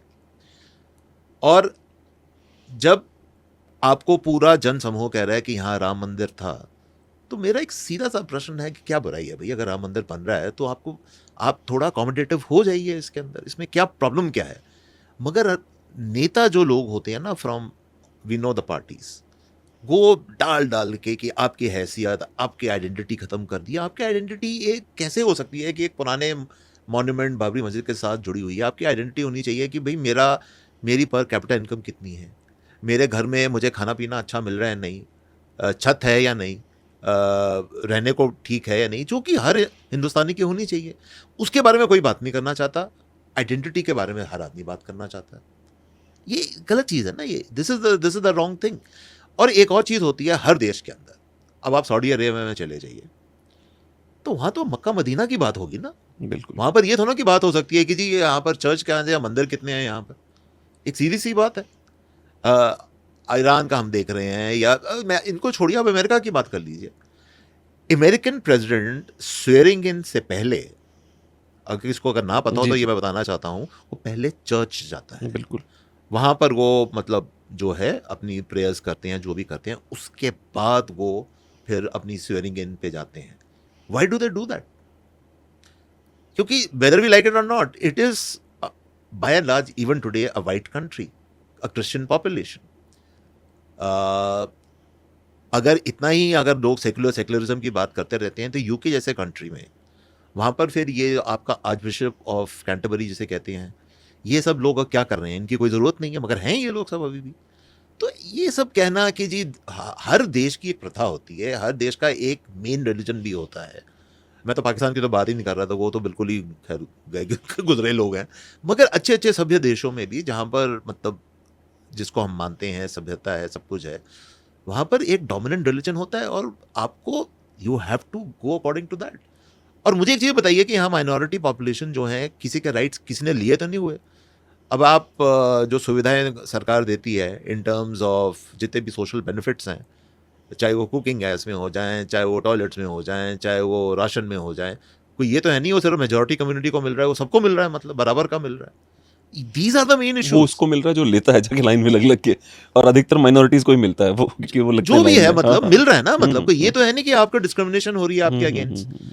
तो आप बैठ के आप आइडेंटिटी को अगर आप बना के बैठे रहो। और अब एक बड़ी विचित्र बात है, मैं आपको एक और इसमें जुड़ी हुई बात बताता हूँ। जी, आइडेंटिटी की बात हो रही है, देखिए मैं I have seen life because I am 64 years old, तो ऑब्वियसली मैंने कई चीज़ें देखी हैं। हमारे टाइम में मुस्लिम कम्युनिटी होती थी, बड़ा मुश्किल होता था डिस्टिंग्विश करना कि हिंदू कौन है मुस्लिम कौन है, बिकॉज सब हम एक जैसे से वैसे ही कपड़े वपड़े सब पहनते थे।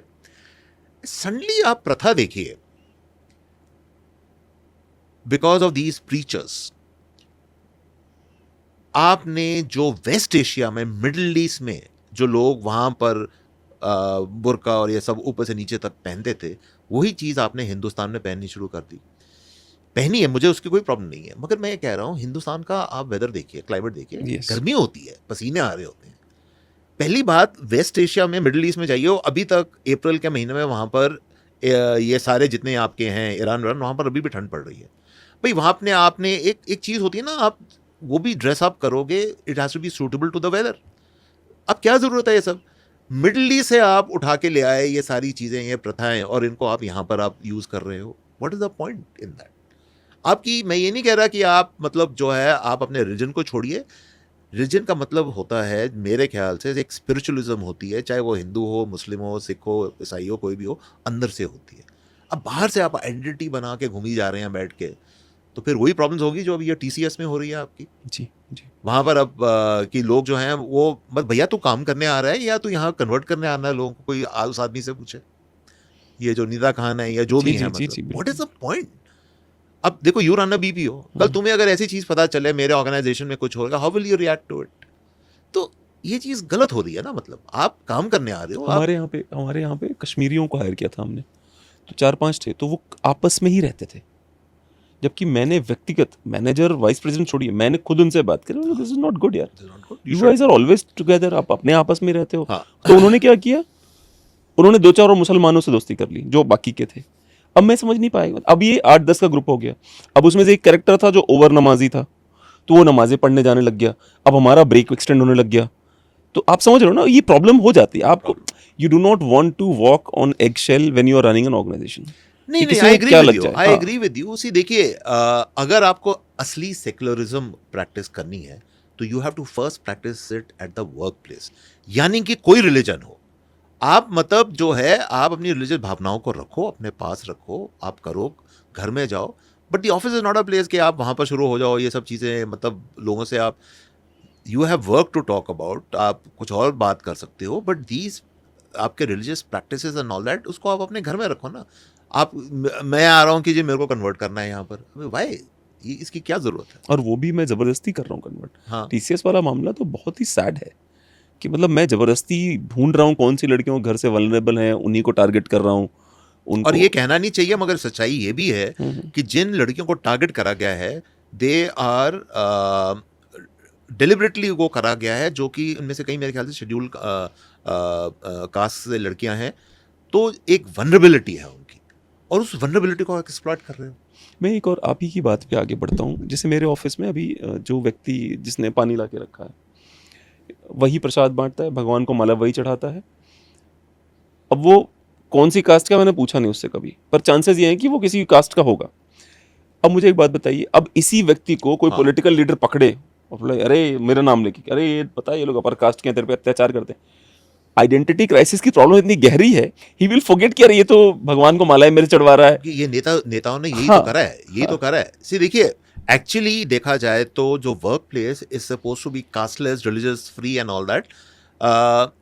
देखिए कि हिंदुइज्म में तो एक सिंपल सी कॉन्सेप्ट है, you can not become a Hindu, you can't be converted to Hinduism. If you are born a Hindu, you will remain a Hindu.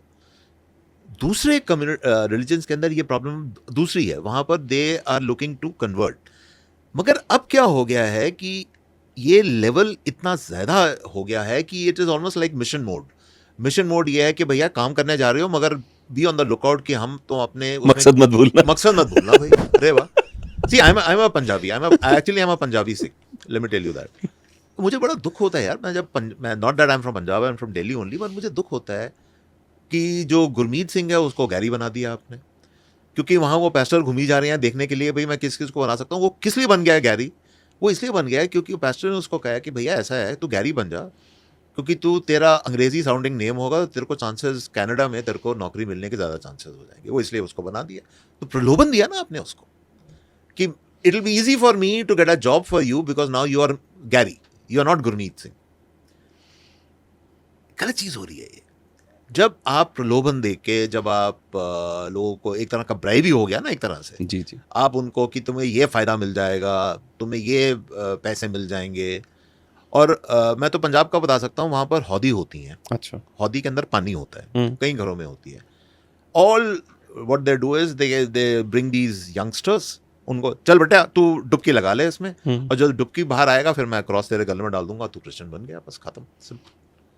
आज से तेरा नाम, जैसे मैंने कहा कि गुरमीत नहीं है, तेरा नाम गैरी हो गया, बस खत्म। ये तो नाटक हो रहे हैं वहाँ पर अब। मुझे ऐसा लगता है जो आपने कहा ना कि कनाडा का वीज़ा मिल जाएगा या कनाडा में जॉब मिल जाएगी, पहले हिंदू और सिख जो थे वो इस तरह की इच्छा रखने वालों कहते थे ये मलेच्छ है, मल की इच्छा रखता है, क्योंकि हमारे लिए ये छोटी बातें थी कि मतलब अपने धर्म को, गुरु गोविंद सिंह जी के बच्चों ने अपने धर्म को मरने टाइम भी नहीं छोड़ा कि हम मर जाएंगे तो छोड़ेंगे नहीं। बिल्कुल। क्योंकि उसको छोड़ के जो चीज़ें मिलती थी उसे कहा था मल की इच्छा है, ये मलेच्छ है इसलिए इसकी इच्छाएं ऐसी हैं। अब हम ही सबसे बड़े मलेच्छ हो गए हैं, तो कन्वर्जन तो होना ही है। It's a very complicated issue, मगर इतना कॉम्प्लिकेटेड भी नहीं है, बड़ी सिंपल सी चीज़ है। देखिए, मैं तो कहता हूँ धर्म में विश्वास रखिए, मगर स्पिरिचुअलिज्म जो है वो आपके अंदर होती है। आप बाहर उसको बैठ के टोपियाँ शोपियाँ डाल के और सब आप ये कहो जी मेरे को तो बनना ही है, और जो भी मेरे को दूसरा आदमी मिलेगा उसको भी मेरे को कन्वर्ट करके करना है, फिर गलत चीज़ हो रही है यार। वो तो फिर उसका रिएक्शन तो होगा ना कंट्री में, क्यों नहीं होगा? होगा, और हो रहा है, बहुत सीरियस रिएक्शन हो रहे हैं। बिल्कुल। मुझे अभी नाम नहीं लूँगा, पॉडकास्ट पे एक महिला आ रही थी, उनको आधा घंटा लेट हो गई वो। मैंने पूछा भी मैम आपने टाइम दिया था, आधा घंटा लेट हो? कह रही कैब वाले जो है एक ही नाम क्या रहे थे बार बार। अच्छा। हाँ। ओके। तो उन्होंने कहा कि मेरे रूल लाइफ के बहुत सिंपल है, मैं बिल्कुल रिस्क नहीं लेती उस मामले में। ऊपर से उनको एक और ही प्रॉब्लम है, कह रही मैं जो मेरे शोज़ हैं, जो मेरे वीडियोज़ हैं, पता चला वो नाम वाला आदमी पहचान गया मेरे को, मैं क्यों रिस्क लूँ उसके साथ में? क्योंकि मैं शोज जो वीडियोस बनाती हूँ उसमें सच बोलती हूँ भाई, जो लिखा है किताब में वो बोलती हूँ। बिल्कुल। You don't want another Nupur Sharma case to happen और Kanhaiya Lal case to happen. कोई नहीं, बिल्कुल नहीं चाहता। अब वो उन्होंने बोला कि मैं इसीलिए केयरफुल रहती हूँ कि मुझे किसके क्या में बैठना क्या करना। बिल्कुल। देखिए, मैं एक और परिभाषा देना चाहता हूँ जेन्युइन सेक्युलरिज्म की। सेक्युलरिज्म ऐसे शब्द बहुत ही अटपटा है, मगर एक जेन्युइन आपको बताता हूँ। अब हमारे घर में मिसेज और मेरी मतलब जो भी काम करने आता है, इनफैक्ट हमारा जो मैन फ्राइडे मैं कह रहा हूँ उसको आजकल चीफ ऑफ स्टाफ कहते हैं। द यंग मैन नहीं, वो भी अब 40 साल का हो गया, ही इज अ मुस्लिम। अच्छा। और कोई भेदभाव नहीं है, कुछ नहीं है, हम इन चीज़ों में मानते ही नहीं।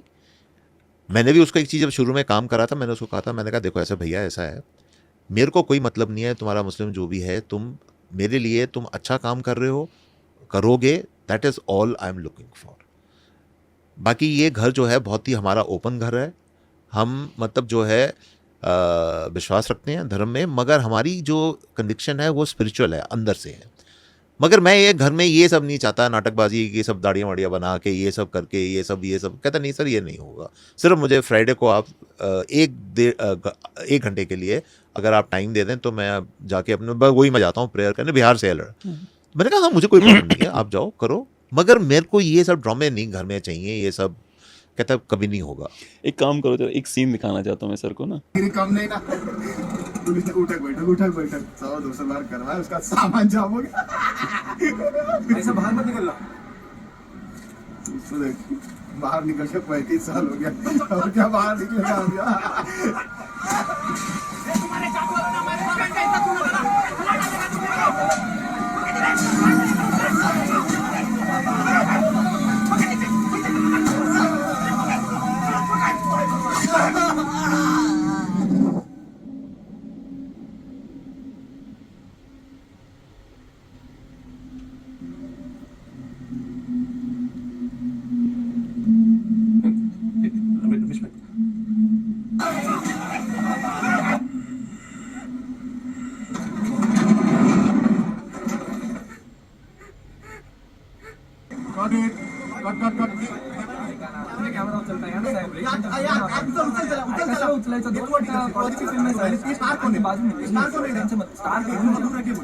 Yeah, the reality.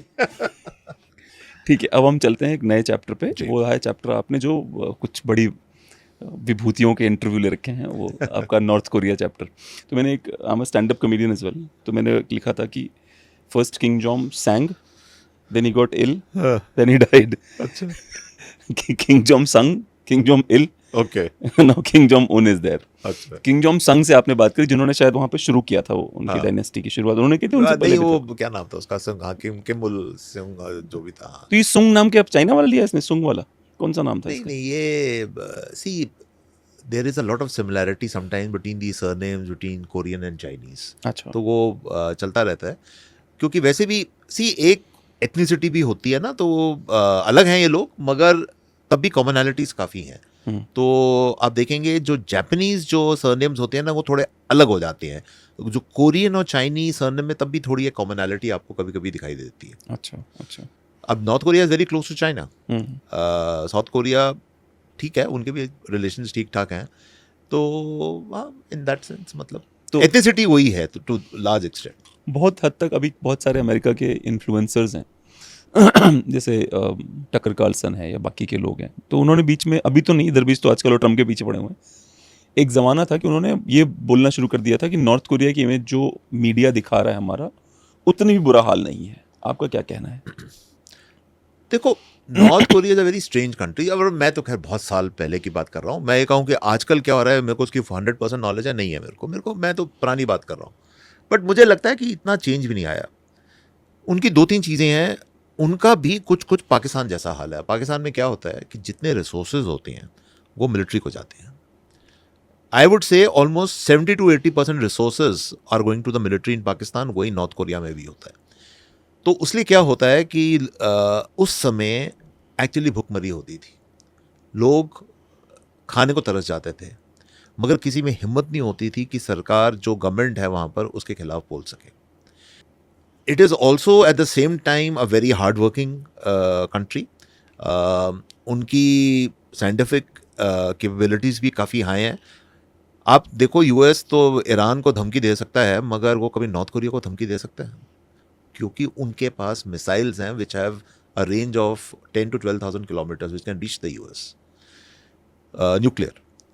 तो the point being it's a very strange country. At one level ये काफ़ी एडवांसमेंट है वहाँ पर, कई चीज़ों में, टेक्नोलॉजी में और इन सब चीज़ों में चाइना से भी उनको बहुत मदद मिलती है।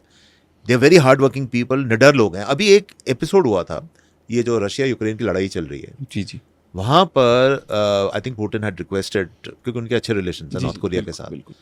तो आई थिंक पूरी शायद एक बटालियन जो है नॉर्थ कोरियन सोल्जर्स की वहाँ गई थी। 10,000 लोग थे। हाँ, जी 10-12 हज़ार लोग जी, थे, जी। और उन्होंने अच्छी लड़ाई करी है। कुछ उनके लोग भी मारे गए थे, और बल्कि यूक्रेनियंस घबरा गए थे, यार ये लोग तो मतलब ये लड़ते कैसे हैं, मतलब ये तो हम टिक नहीं पा रहे हैं इनके सामने। तो that's what I am saying, you can't underestimate this country, but at the same time economic conditions उस समय तो बिल्कुल ही हालात ठीक नहीं थे। थोड़ा बहुत चेंज हुआ होगा, बट इतना ज़्यादा भी चेंज नहीं हुआ। अच्छा अच्छा। And how was this guy जो ये संग था, इस आंखों में आंखें डालना अलाउड था इसके या नहीं? ऐसा छोटा इंटरव्यू था, कोई बहुत बड़ा भी नहीं था, क्योंकि वो देखो नपी तुली बात करते हैं, वो वही ऑफिशियल बात करेंगे। ये सारे के सारे बड़ा, वैसे तो बेचारे सुकड़े होते हैं सारे कोरियन, मगर ये लोग खाते पीते मतलब देवर लाइक। तो चश्मा वश्मा पहनता था, मुझे याद है। तो एक बड़ा फनी एपिसोड है, मैंने और कहीं पॉडकास्ट में सुनाया, वो अगर आप कहें तो मैं आपको सुना देता हूं। Please please please. तो ऑफिशियल डिनर बैंक्वेट था हमारा, और शंकर दयाल शर्मा जी वाइस प्रेसिडेंट थे, तो वो हमारे इंडियंस हम सारे इस साइड बैठे थे, नॉर्थ कोरियंस जो उनके ऑफिशियल जो कॉरस्पॉन्डिंग जो उनके थे ऑफिसर्स जो भी थे वो सामने बैठे हुए थे, और ऑफिशियल बैंक्वेट में आपको सर्विस हो रही होती है। तो मैं मतलब शंकर दयाल जी यहाँ बैठे हुए थे, मैं दूरदर्शन की तरफ से था, तो obviously I was not senior enough, थोड़ा मैं उधर बैठा हुआ था, बस उसी रो में उस तरफ ही। तो सर्विस शुरू हुई, और शंकर दयाल शर्मा जी शुद्ध शाकाहारी, मतलब उन्होंने ज़िंदगी में कभी मांस भी नहीं देखा होगा, क्या नहीं है जो भी है। तो पहली डिश, सबसे पहली डिश, और वो अनाउंस कर रहे हैं कि ये हमारी जिसे कहते हैं बहुत ही, जिसे कहते हैं खास मेहमानों के लिए सर्व होती है। अच्छा। तो इंडियन डेलीगेशन के लिए सर्व हो रही है। तो डिश आई, टेबल पे रखते हमने देखी, and it was what is called live octopus, baby octopus. अच्छा, जिंदा था? सॉरी, लाइव नहीं, बेबी ऑक्टोपस। अच्छा, हाँ, डेड, वो कुक्ड। हाँ। तो मैं शंकर दयाल शर्मा जी का चेहरा देख रहा था, वो उल्टी करने वाले थे मतलब। वो सारे आर एंटायर डेलीगेशन वो start, I think I don't know कहाँ से कॉन्फिडेंस आया। मैंने कहा सर को प्लीज ये मत सर्व करो, he is vegetarian, he can't eat this, so I told somebody in English, take it away, हटा दो ये plate. So then they finally understood. मैंने कहा कुछ भी ले आओ। अच्छा, मतलब कुछ रिसर्च भी नहीं करे उन्होंने, कौन आ रहा है कौन क्या है? देखिए, वो तो अपनी तरफ से आपको इज्जत अफजाई कर रहे थे आपकी, वो आपको अपनी सबसे जिसे कहते हैं ना प्राइस डिश दे रहे थे, क्योंकि उनके दिमाग में कॉन्सेप्ट है ही नहीं वेजिटेरियनिज्म का, कि कोई कोई हो भी सकता है। शाकाहारी का मतलब क्या होता है? शाकाहारी का मतलब क्या, आप घास फूट खा रहे हो, क्या खा रहे हो? उनके दिमाग में ये होता है। तो then they finally understood, no animal, this thing, dead, alive, whatever जो भी है।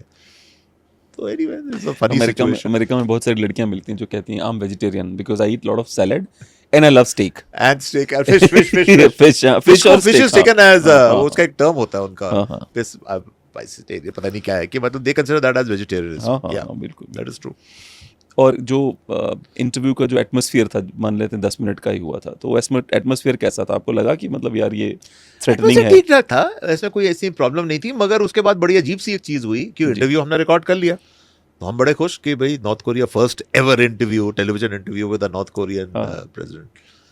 तो और उस टाइम क्या होता था, आजकल तो अब फटाफट सैटेलाइट फीड से सब चीज़ें हो जाती है ना, फटाफट अगर आपने दूसरी जगह से, उस टाइम एक चीज़ होती थी कॉल्ड माइक्रोवेव लिंक। तो माइक्रोवेव लिंक में मतलब स्टूडियो में जाना पड़ता था, वहाँ से उसको फीड करो, टेप्स होते थे बड़े बड़े जी, जी, जी।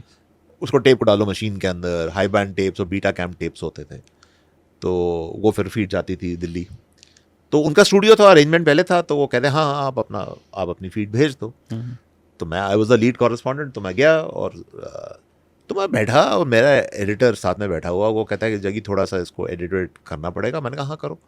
तो जैसे ही हम लोग शुरू हुए, 2 इनके गार्ड्स आगे में देखे 47 show what are you doing. मैंने कहा भैया हम, तो अंग्रेजी में बोला, मैंने कहा we are sending the feed.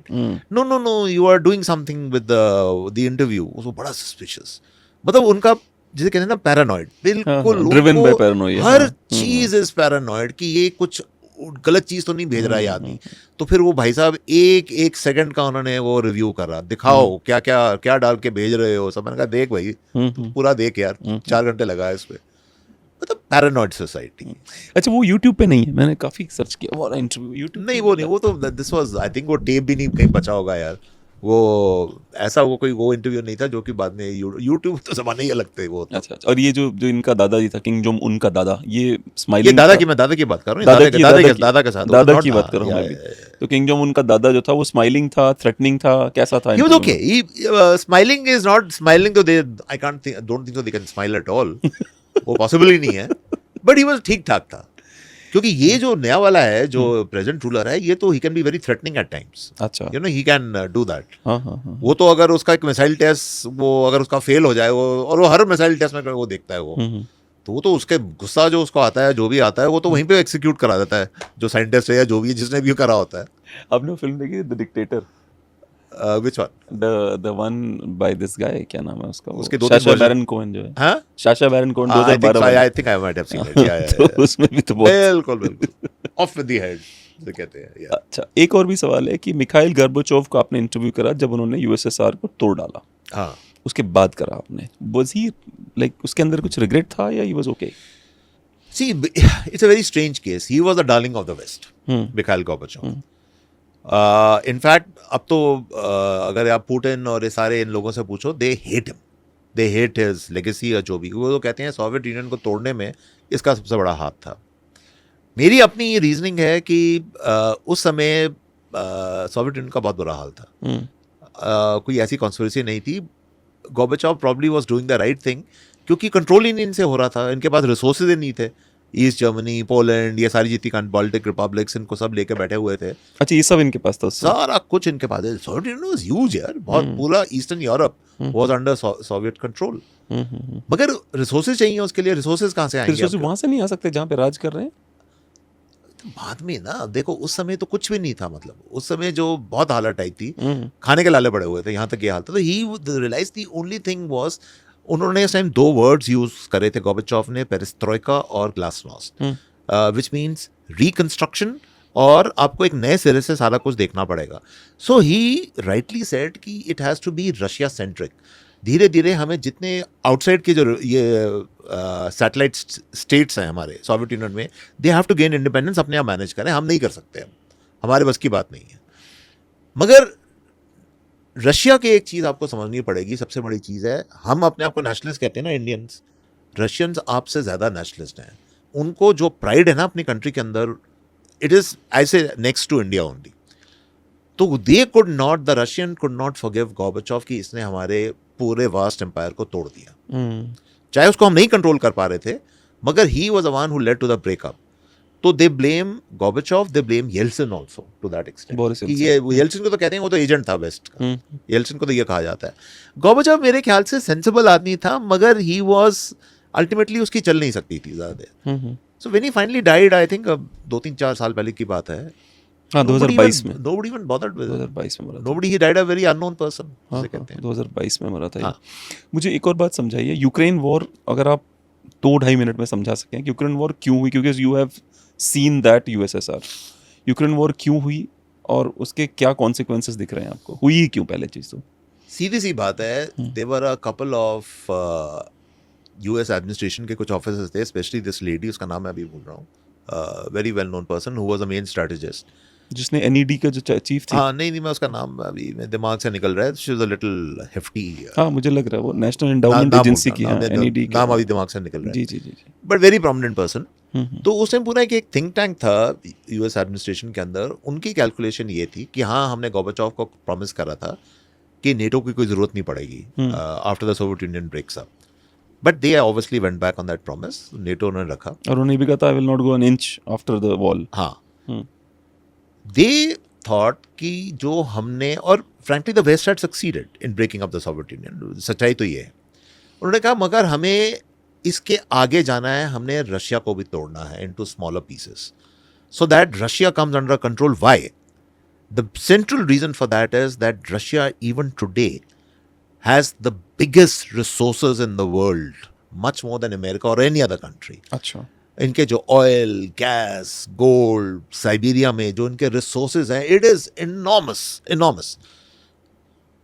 This particular group wanted to control कि ये अल्टीमेटली वेस्ट के पास आना चाहिए, that was a game plan. और उसके लिए तरीका यही है कि यूक्रेन को चाबी दो, और मतलब उनके पूरी एक हिस्ट्री है कि पैक्ट्स हुए थे, कीव पैक्ट कहते हैं, ये सब हो रहा था, मगर उसमें फिर ये वेस्ट ने फिर अपने गेम्स खेले, तो it didn't work out till a point came Putin is not only a nationalist but he is a consolidator of Russia.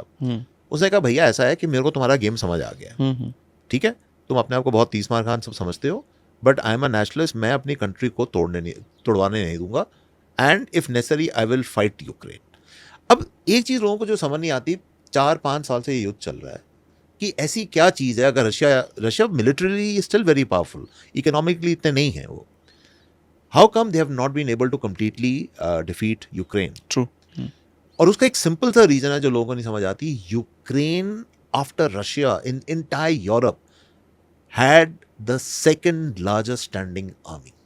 अच्छा, बहुत बड़ी आर्मी थी यूक्रेन की, उनके मिलिट्री रिसोर्सेज उनके भी कम नहीं थे। In fact there was a time when a lot of these nuclear weapons from Russia was stationed in Ukraine. 91 of them, yes.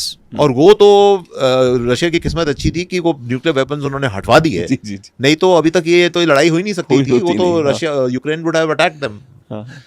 तो फिर वेस्ट ने ऐसी चाबी दी, ऐसी चाबी घुमाई, और उसमें सब इन्वॉल्व था, नेटो वाले थे, अमेरिका था, सब एवरीबॉडी, कि हमें रशिया का ब्रेकअप कराना है, पुतिन को we have to teach him this lesson. तो the entire might of NATO is actually behind Ukraine even today to that extent. अभी तक कम हो गया है काफी, पर अभी भी है। This is the reason why they have not been able to subdue Ukraine. Ukraine लड़ाई चली जा रही है because it's not simple. Actually ना वे देखा जाए तो Russia is facing an entire might of NATO even today. एक बात और, इस मुद्दे पे ये अंतिम सवाल है कि आपको नहीं लगता कि दुनिया अभी भी लेफ्ट और राइट में डिवाइड होती जा रही है, और Europe is been ruled by the left more than the right, और इसकी वजह से क्या हो रहा है कि दुनिया में बहुत सिंपल सा विजिबल है कि भैया ये राइट विंग वाले हैं और ये लेफ्ट विंग वाले हैं, तो नेटो की रेलेवेंस बच नहीं रही है ओवरऑल, या फिर इसकी क्या कहते हैं उसे, जो अब 2 भागों में बट गया है कि लेफ्ट से कौन ऊपर जा रहा है और राइट से कौन ऊपर जा रहा है, और इस पे आपका कहाँ तक विचार है? देखो भैया, यूरोप का जो हाल है इस टाइम, मुझे तो कभी कोई तरस आता है उनके ऊपर, सच्ची बात बता रहा हूँ। उनको खुद ही नहीं समझ आ रही वो कहाँ जा रहे हैं। यूरोप का ये हाल है। यू आर राइट, लेफ्ट का प्रिडोमिनेंस है, मगर वहाँ राइट विंग फोर्सेस भी हैं। जर्मनी में खासकर they are very strong, Hungary में थी मगर हंगरी में उन्होंने डिफीट कर दिया है। अब लेफ्ट की एक बड़ी यूनिक प्रॉब्लम हो गई है। लेफ्ट की प्रॉब्लम ये हो गई है कि वहाँ पर रिलीजन में कोई विश्वास रखता नहीं है, बच्चे उनके अब पैदा हो नहीं रहे हैं, मतलब population are stagnating, productivity is coming down, मगर स्टैंडर्ड ऑफ लिविंग उनका अभी भी उन्होंने वही मेंटेन करा है, और आप मेंटेन कैसे करोगे? आप how will you maintain it? तो ये चैलेंज है के आगे। अब ये जो इमिग्रेशन जो आ रही है यूरोप के अंदर, and it is largely from north Africa, from मतलब जो आपके ये मतलब आप समझ लीजिए जितनी आपकी एक मुस्लिम पॉपुलेशन है from north Africa and all that, Turkey and all these other places, तो वो इंडिया से भी है, पाकिस्तान से बहुत है। तो ये सारे जो इमिग्रेंट्स हैं उन्होंने अपना ही चक्कर चलाया हुआ है वहाँ पर क्योंकि वो they refuse to integrate with the western European society कि भैया हमने तो यहाँ पर हम अगर हमने जिसे कहते हैं यूजिंग अ कलोकियल वर्ड, अगर हमने मुल्लागिरी करी पाकिस्तान में, यहाँ तो हम डबल करके दिखाएंगे। तो कर भी रहे हैं और वो कर रहे हैं। अब वो इंटीग्रेशन नहीं हो रही। They have no choice but to be leftist, liberal, whatever you want to call it, support all this. तो वो फंसे हुए हैं और वो ये लड़ाई को भी नहीं बंद कराना चाहते क्योंकि हमें रशिया को है, we still have to teach them a lesson. I mean how stupid is that? I mean वही अब ये कहाँ तक आप तुम ये कैसे गे ले जाओगे, लड़ाओगे रशिया से? किसको लड़ाओगे? है कौन तुम्हारे पास? कोई नहीं है। The joke is UK, Britain, उनके पास जो पूरी स्टैंडिंग आर्मी है वो पूरे एक फुटबॉल स्टेडियम में फिट हो सकती है। बस इतने लोग हैं स्टैंडिंग आर्मी। एक स्टेडियम में कितने लोग आते होंगे? ओ भाई साहब, ये हाल है। इतना बुरा हाल हुआ? इतना बुरा हाल है। आप क्या बात कर रहे हो? मतलब लोगों को ये चीजों, मैं आपको फैक्ट्स बता रहा हूँ। ये standing army just which will fit into one football stadium. अब आप क्या जाके रशिया से लड़ोगे? आप क्या बात कर रहे हो यार? खाली मुंह से बोलना है। हाँ। मुझे ये भी लगता है कि जिसे स्टारमर भी क्लेम करते हैं लोग गे है, वो जो दूसरा वाला है फ्रांस वाला, उसके बारे में तो अमेरिकन इन्फ्लुएंसर ने बिल्कुल कच्चा चिट्ठा खोल दिया कि उसकी बीवी उसका पति एंड ऑल दैट। तो जो इस तरह की चीज़ें बहुत सारी सामने आई, मुझे ऐसा लगता है बड़ी फेमिनिन टाइप की एनर्जी रूल कर रही है, इसीलिए बड़ी अकोमोडेटिंग है इमिग्रेंट्स को कि आ जाओ और हमें युद्ध नहीं चाहिए। नहीं, युद्ध चाहिए भी तो है, साथ साथ आप युद्ध तो देखो, आप बैकिंग तो कर रहे हो ना एक तरह से, जो भी आप बैकिंग कर रहे हो, आप यूक्रेन की बैकिंग कर रहे हो, उसकी जरूरत क्या है? देखो आपको चीप ऑयल मिलता था रशिया से, बिल्कुल पूरे जर्मनी को मिलता था। Germany was a power house, अभी भी है मगर अब काफी कम हो गया।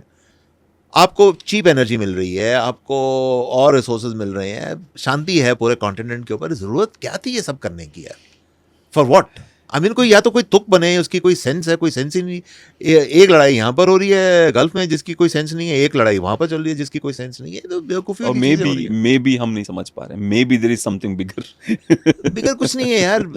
ये these are people in high officers जिनकी ईगोज हैं, जिनके अपने विजन्स हैं कि हमें तो जी राज करना है, हमें ये करना है, हमें वो करना है। अब ये बेवकूफ़ी वाली चीज़ें करोगे तो यही होगा। एक इस जो जियोपॉलिटिक्स पे एक अंतिम सवाल है, आपको लगता है कि कोई भी देश अपने ब्रेकिंग पॉइंट पे कब पहुंचता है? क्या आपको भारत, अगर मैं पूछूं भारत को 1 आउट ऑफ 10 पे बिल्कुल ब्रेकिंग पॉइंट पे है और 0 पे बिल्कुल नहीं है, भारत कहाँ खड़ा है उस समय उसमें? Bharat is in a very good position I would से। मतलब आप ये देखो, जो पूरे गल्फ क्राइसिस जो हुई है और इससे बहुत बड़ा इम्पैक्ट हुआ है, पूरी दुनिया पे हुआ है। आप अपने सब कॉन्टिनेंट में देख लो, पाकिस्तान का बैंड बजा हुआ है इस समय। उनके पास पेट्रोल नहीं है कि मतलब इस समय अगर भारत अटैक कर दे ना पाकिस्तान को, कुछ नहीं कर पाएंगे। मैं आपको फ्रैंकली बता रहा हूँ। बांग्लादेश का हाल देखो, श्रीलंका का हाल देखो, नेपाल का हाल देखो, सब हर आदमी, मालदीव, सब आदमी भारत को कह रहे हैं यार प्लीज हेल्प कर दो। हाँ बिल्कुल। So we are in a fairly good position. कमाल की बात यह है कि हमने एलपीजी के प्राइजेस को बढ़ाया है, हमने नहीं बढ़ाया ना। ठीक है, कमर्शियल सिलेंडर के प्राइसेस बढ़े हैं, वो मैं मानता हूँ। पेट्रोल के प्राइसेस बढ़े हैं, नहीं बढ़े हैं। How is the government is doing something about it ना, कि ये इंडिकेटर्स होते हैं कि आपकी इकोनॉमी कहाँ जा रही है। हाँ, फर्क पड़ा है, हमारी GDP at least 1% will be affected by all this, होगा, वो फर्क पड़ेगा। अनएम्प्लॉयमेंट भी थोड़ी बढ़ेगी, सब कुछ होगा, मगर we are still much much better off than many parts of the world. तो if you ask, out of 10 we are easily in 6 or 7 right now. अच्छा, अब मुझे आते हैं आपकी जो किताब है ये वाली, हाँ। Lies, spice and nuclear rise. ये किताब ऐसा लग रहा है एक पॉलिटिकल परिवार है जिनकी कथा आपने कही है, the first family of India. और पर थोड़ा सा टाइमलाइन में ऊपर नीचे हुआ कि जानबूझ के करा मैंने वो। अच्छा डेलिबरेटली वो मैंने, I did not follow chronological order. अच्छा, मुझे उसमें कुछ बहुत सारी चीज़ें याद रह गई पढ़ते पढ़ते। जैसे कि एक कोई सेठ कोई थे, बनिया थे, जिनका एक घर था वो जंगलों के पास दिल्ली में, और वो जो प्रिया कौल जी के जो पुत्र थे उनकी नज़र थी उस पर। ये सचमुच में था? सच का। अच्छा, सचमुच में था ये? अच्छा, प्रिया डोंट कौल आस्क जी- मी फॉर द नेम, नहीं I am not giving, I am this. Malcha Marg, अच्छा ये सच्चाई है। अच्छा, तो मतलब प्रिया कौल जी के पुत्र की बहुत कुदृष्टि थी उनके घर पे, थी। और वो सचमुच में बहुत प्रसन्न हुए थे कि चलो। बहुत। अच्छा, आपसे बातचीत हुई थी या आपको नहीं पता चला था? स्टोरी पता है मुझे। अच्छा, स्टोरी अब पता है। देखिए, as an ex journalist, ex हो ना मैं, तो I am not current. Sources होते हैं आपके, कहीं आपको पता होती हैं चीज़ें, अच्छा। पता थ्रू द ग्रेप वाइन, बहुत सारी चीज़ें। और मैं तो उस समय, see I was there at that time ना, all of you are younger as I keep saying, हमने तो अपनी आंखों से देखा है क्या हो रहा था उस समय। और एक और सवाल है इसी में कि जो सेस्ना जो विमान जिससे प्रहलाद जी की डेथ हुई थी, I not take any real, ना नहीं प्लीज, दैट्स गुड जिससे प्रहलाद जी की, read the book if you really want to read no, the book, yes. Prahlad ji की जिससे डेथ हुई थी वो उनको जो वो ब्रह्मचारी जी थे उन्होंने दिया था उनको। Is that नहीं true? नहीं, आई डोंट नो, नहीं ब्रह्मचारी ने दिया था। 2 दिन सी पहले। ही वाज, ही अब यार there all kinds of theories, वो प्लांटेड था, उसमें बॉम्ब था, उसमें ये था वो था। आप उसमें करंट थे, आपको क्या लगा? क्योंकि वो फीलिंग जब जो जीता है उसको फीलिंग आ जाती है ये हुआ होगा। See he was Prahlad in the book, as I've shown him, he was always a little out of control person. अच्छा। तो कोई बड़ी बात नहीं है। देखिए आप चाहे these are usually safe planes and all that, मगर मैं आपको एक रियल किस्सा बताता हूँ जो जी। मैंने अपनी आंखों से देखा है। जी। जब मैं दूरदर्शन न्यूज़ में था, एक रूटीन कवरेज थी, एक हर साल होता है, इट्स कॉल्ड एयरफोर्स डे। जी जी जी। और वो एयरफोर्स इंडियन डे, में जो होता है। हाँ, जी। पालम में टेक्निकल स्ट्रिप है वहाँ पर, मतलब तो हमारे जहाज वहाज जो हैं, जितने हमारे फ्रंट लाइन फाइटर्स होते हैं, शो होता है पूरा। तो मेरे डायरेक्टर न्यूज़ ने कहा कि जब जाके कवर कराओ, रूटीन न्यूज़ है तो एक रिपोर्ट बना देना। मैंने कहा ठीक है सर, चले आते हैं। तो हम खड़े जी अपनी कैमरा टीम के साथ। I still remember this fighter pilot, and I remember his name जो बख्शी। अच्छा। ही टुक ऑफ इन अ जैगुआर। हम्म। अच्छा, जैगुआर एडवांस प्लेन, तो वो होता क्या है, वो लूप्स करते हैं, स्टंट होता है, हम्म। और वो लूप्स की एक सीमा होती है। आई थिंक मुझे याद नहीं कितना था, 2 लूप्स होते हैं, क्या होता है, और फिर लूप करके नीचे आता है प्लेन और फिर उठ जाता है वो। पता नहीं जो बख्शी को क्या हुआ, whatever, but he was, एक होता है ना मोमेंट, यू आर एक समटाइम मोमेंट में आप you want to put on that ultimate show. उसने वो लिमिट को क्रॉस करके एक और 2.5 या अनदर हाफ और फुल लूप उसने एक और ऐड कर दिया। तो वो प्लेन नीचे तक आया, उसकी जो नोज टच्ड द ग्राउंड, मगर वो उठ नहीं पाया, उठ नहीं crashed. पाया। It crashed right in front of us, अरे बाप रे। that Jaguar. और वो पूरी फोटो आ गई थी, मतलब। अच्छा। And we were so lucky कि अगर 100 मीटर और वो इधर होता तो हम सब उड़ गए थे उसके साथ में। अच्छा। We caught that. और बख्शी साहब की डेथ हो गई बख्शी died, जो Bakshi, of course he died. He died instantly. अच्छा। इनफैक्ट उनके जो आई थिंक ब्रदर थे या कौन थे वो, ही वाज अनदर बख्शी, वो भी एयरफोर्स में थे। He was spokesperson for the Indian air force for number of years. अच्छा। अभी भी कभी कभार आते रहते हैं वो। अच्छा। तो my only point is, see, planes, I'm not talking of commercial airliners, which are very very safe, but दूसरे planes में एक element of risk रहता है, और अगर आप स्टंटबाजी ज़्यादा करोगे, एंड मेरा अपना जो अनुमान है, उस समय प्रॉब्ली क्या हुआ था, he was trying different stunts in the plane. तो वही है, या तो लूप करा या कुछ ट्विस्ट करा, कुछ जो भी करा, आइदर द मोटर फेल्ड और the plane could not lift off, because देखिए सेस्ना भी एक, it's a safe plane, Yes. But आप स्टंट्स उसमें ज्यादा करोगे तो वो फिर पॉइंट हो सकता है क्रैश हो गया। तो that is, I think this is what really happened. मुझे नहीं लगता कि कोई लोगों तो बहुत ही उटपटांग रूमर्स फैलाए थे कि may be even the mother was involved. I don't think so. अच्छा, वो जो एक अमेरिकन व्यक्ति था जिसने क्लेम किया था कि प्रिया कौल जी को शायद प्रहलाद जी ने 2 थप्पड़ मारे थे, पर आपकी किताब में है कि वो हाथ उठा के पीछे हट गए थे। He was very very hostile to her because she was not supporting him. अच्छा। ये बात सही है।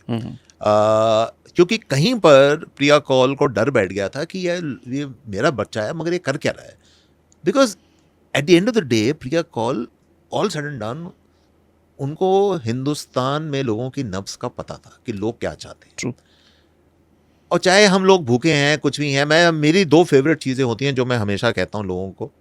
मैं कहता हूँ कास्ट, क्रीड, रिलीजन से उठकर आप एक एवरेज हिंदुस्तानी के झोपड़पट्टी में चले जाओ, एक तो आपको वो पानी का गिलास देगा और उसके अंदर आप देखो एक प्रभु राम की एक फोटो कहीं पे लगी होती है। जरूर। ये चीज़, ये भावना होती है एक एवरेज इंडियन की। और average Indian by and large he likes his democracy, कि चाहे हमारे पास खाने को नहीं, पीने को नहीं, मगर हम वोट कर सकते हैं, हमारे पास ये फ्रीडम है। जो उनका बेटा कर रहा था वो basically he was actually taking away democracy.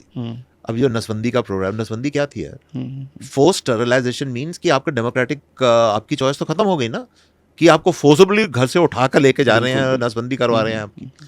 That is why she got very worried. तो डेफिनेटली मदर और सन के बीच में क्लैश था, काफ़ी टेंशन थी।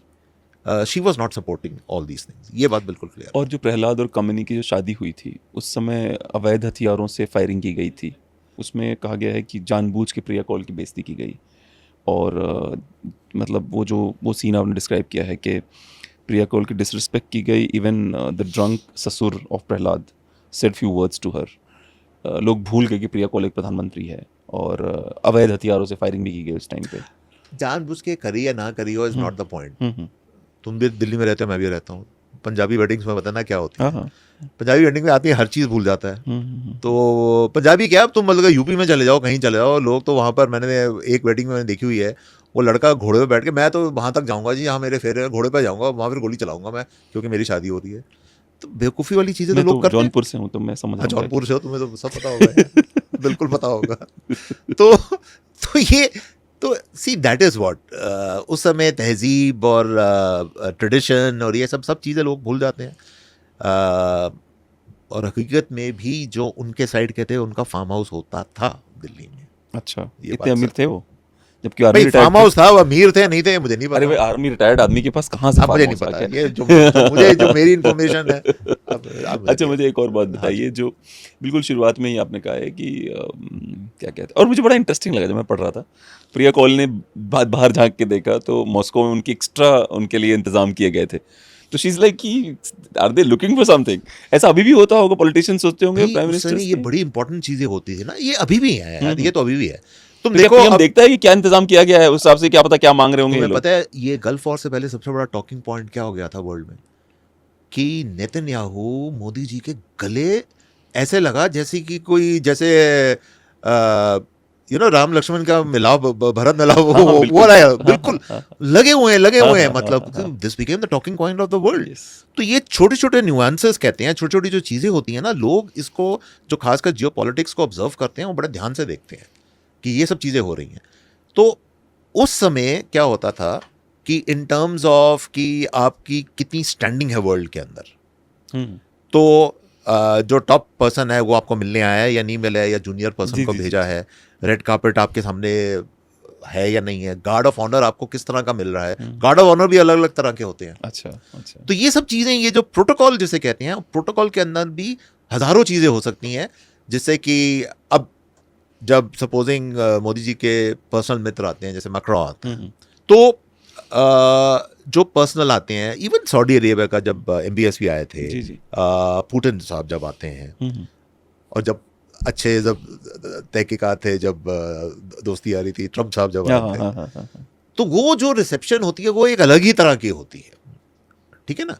अब उसमें आपको याद होगा जब मैक्रोन आए थे तो जयपुर में लेके गए थे, और ये दोनों जीप में चल रहे थे, और फिर रास्ते में किसी ढाबे पे या साइड में उठकर चाय पी थी उन्होंने, शोर से चाय। रशिया चाइना भी करते हैं सब नाटक, ये भी करते हैं। तो ये this is something which is not unique to India, ये सब करते हैं, मतलब। तो इसमें ये प्रोटोकॉल में देखा जाता है कि भाई आपको कितनी इंपॉर्टेंस मिल रही है।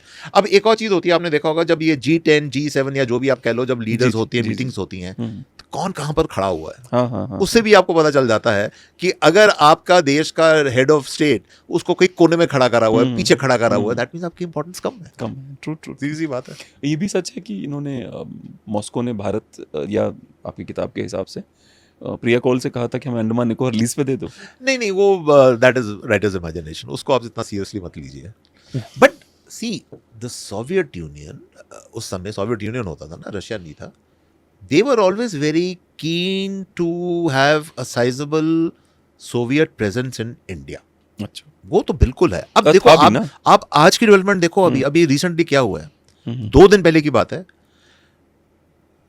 a full more than a battalion strength Indian Armed Forces के soldiers, हमारे 10 हमारे frontline aircraft will be stationed in Russia, और उनके सोल्जर्स और फ्रंटलाइन एयरक्राफ्ट वो भारत में स्टेशन होंगे। ये अभी की न्यूज़ है ये। तो ये चीज़ एवरी जो countries at that level they operate on that, कि आप हमारे कुछ लोग आपके होंगे, आपके कुछ लोग यहाँ पर आओ, so that we can coordinate better in times of an emergency. Concept ये होता है।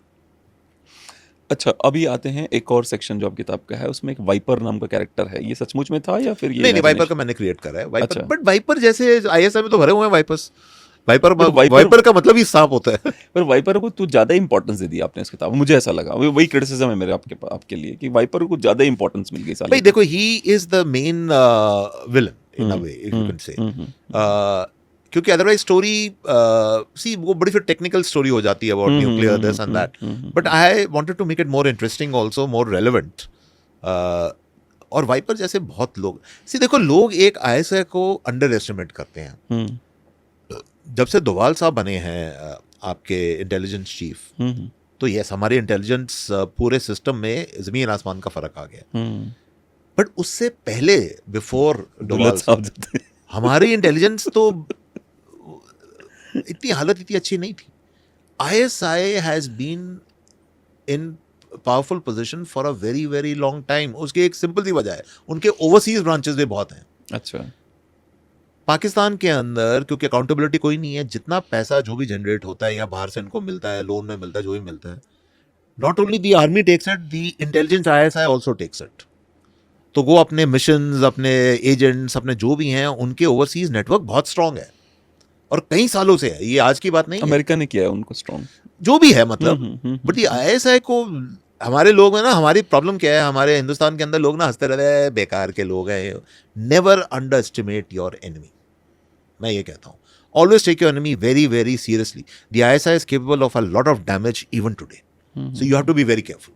जैसे मोगादिशु में पाकिस्तान स्टेडियम है प्रॉपर, सोमालिया में, like they have an army presence in Mogadishu. अच्छा ठीक है, अब ये सनफ्लावर जो चरित्र है, ये सच में मुंबई वाली वो घटना हुई थी या क्रिएटेड है? This is all writers imagination यार। पक्का मुझे ऐसा लगा मुंबई वाली घटना, तो मुझे ऐसा लगा कि इट वाज कुछ ये कैरेक्टर था वैसे बाय द वे, शांताराम। अच्छा, he was there in Bombay. Colaba भी देखो, मैं खुद कोलाबा में रहा हुआ हूँ 10 साल। It's beautiful. सो जो कोलाबा का मैंने पूरा जो वर्णन किया है ना किताब में, इज एब्सोल्युटली करेक्ट। उसमें कोई वो नहीं है, कोई वो नहीं है। सनफ्लावर जैसे कई कैरेक्टर्स थे कोलाबा में। अच्छा, और ये सारे कि Colaba becomes a melting pot. वहाँ पर हर तरह के लोग आते हैं, स्मगलर्स होते हैं वहाँ पर, ड्रग लॉर्ड्स होते हैं, वेपन सप्लायर्स होते हैं, सारे इलीगल जितने हैं। जो भी टेढ़ा मेढ़ा कैरेक्टर दुनिया का है वो आपको वहाँ पर कोलाबा में घूमता मिल जाएगा। आपको वो जो उनकी फेमस जो वहाँ पर वो पब्स हैं, वहाँ पर ये बैठे होते हैं, आप जाके कभी भी उनको देख लो, लोगों को सबको पता है कौन कौन है। अच्छा, तो ये Colaba is famous for it. अब जैसे मुझे एक और शिकायत हो गई थी थोड़ी सी कि जब आपने सनफ्लावर को देशभक्त दिखाने की कोशिश करी, नहीं दिखाते थे, I would have been fine with that as well. I would have been fine with that as well. Actually ये धुरंधर का आइडिया मेरा पहले था, कि मैंने पहले लिखा था, ये मूवी तो बाद में बनी है भाई। नहीं, अभी मुंबई हाई कोर्ट में केस चल रहा है, आप भी एक डाल दो। मुझे कोई प्रॉब्लम नहीं है। मैंने तो बल्कि ये 2 साल पहले, 2.5 साल पहले मैंने ये कैरेक्टर कंसीव करा था। ये धुरंधर एक्चुअली इन अ वे। तो बट इंटेलिजेंस के अंदर जोक्स अपार्ट ऐसे कैरेक्टर्स कई होते हैं। अच्छा, at the very low level, आपके जो बॉर्डर एरियाज होते हैं, पंजाब, राजस्थान, इन सब में ये सारे के सारे, you know, sometime they are very uneducated people and all that. वो कॉन्स्टेंटली बॉर्डर के इस पार उधर आते जाते रहते हैं। They are doing your spying missions, जो भी है, कॉन्टैक्ट करना, जो भी करना, कैरी करना, कुछ ये वो लगा रहता है। That's constantly going on. वो तो है। Then of course a lot of IPS officers are posted in RAW, जो आपके जो होते हैं। तो इंटेलिजेंस गैदरिंग, इंटेलिजेंस जो मिशंस होते हैं, उसमें भी अलग अलग ग्रेड्स होते हैं जो आपके लोग हैं। तो दैट्स द वे। जब आपने सनफ्लावर और राइनो के रिश्तेदारी निभाई है उसकी टुवर्ड्स द लास्ट, एकदम अंतिम पार्ट में, उसमें तो मुझे धुरंधर का ही वो सीन याद आ गया, the way he talks to him like son, you know, this is this how they recruit people, like building that kind of repo? See इसके अंदर तो एक जेन्युइन केस था ना, मतलब क्योंकि at the end of the day rhino is also a lonely person. See he is a very, देखिए, he is on the top of his game, but personal life उसकी क्या है? He is a bachelor. उसके ना आगे पीछे कोई भी गूगल बहुत करवाया आपने मुझे।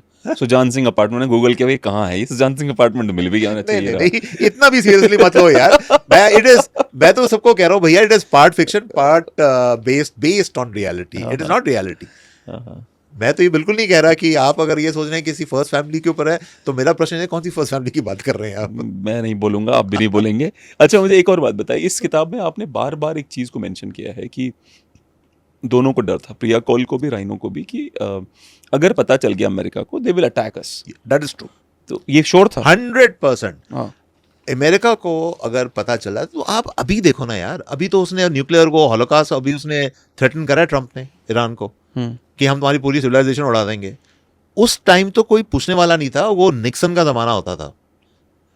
ये लोग, इनको पता चल जाता था कि अगर Bharat, India was developing a nuclear device, I am 100% sure they would have bombed your reactors in Trombay. 100%। अच्छा। बिल्कुल करते ये लोग। ये तो I think it was a brilliant thing. Actual हकीकत में जिस तरीके से हमने पूरा वो सेटअप करा था, leading to the testing, awakening Buddha. हाँ, that is a brilliant operation यार।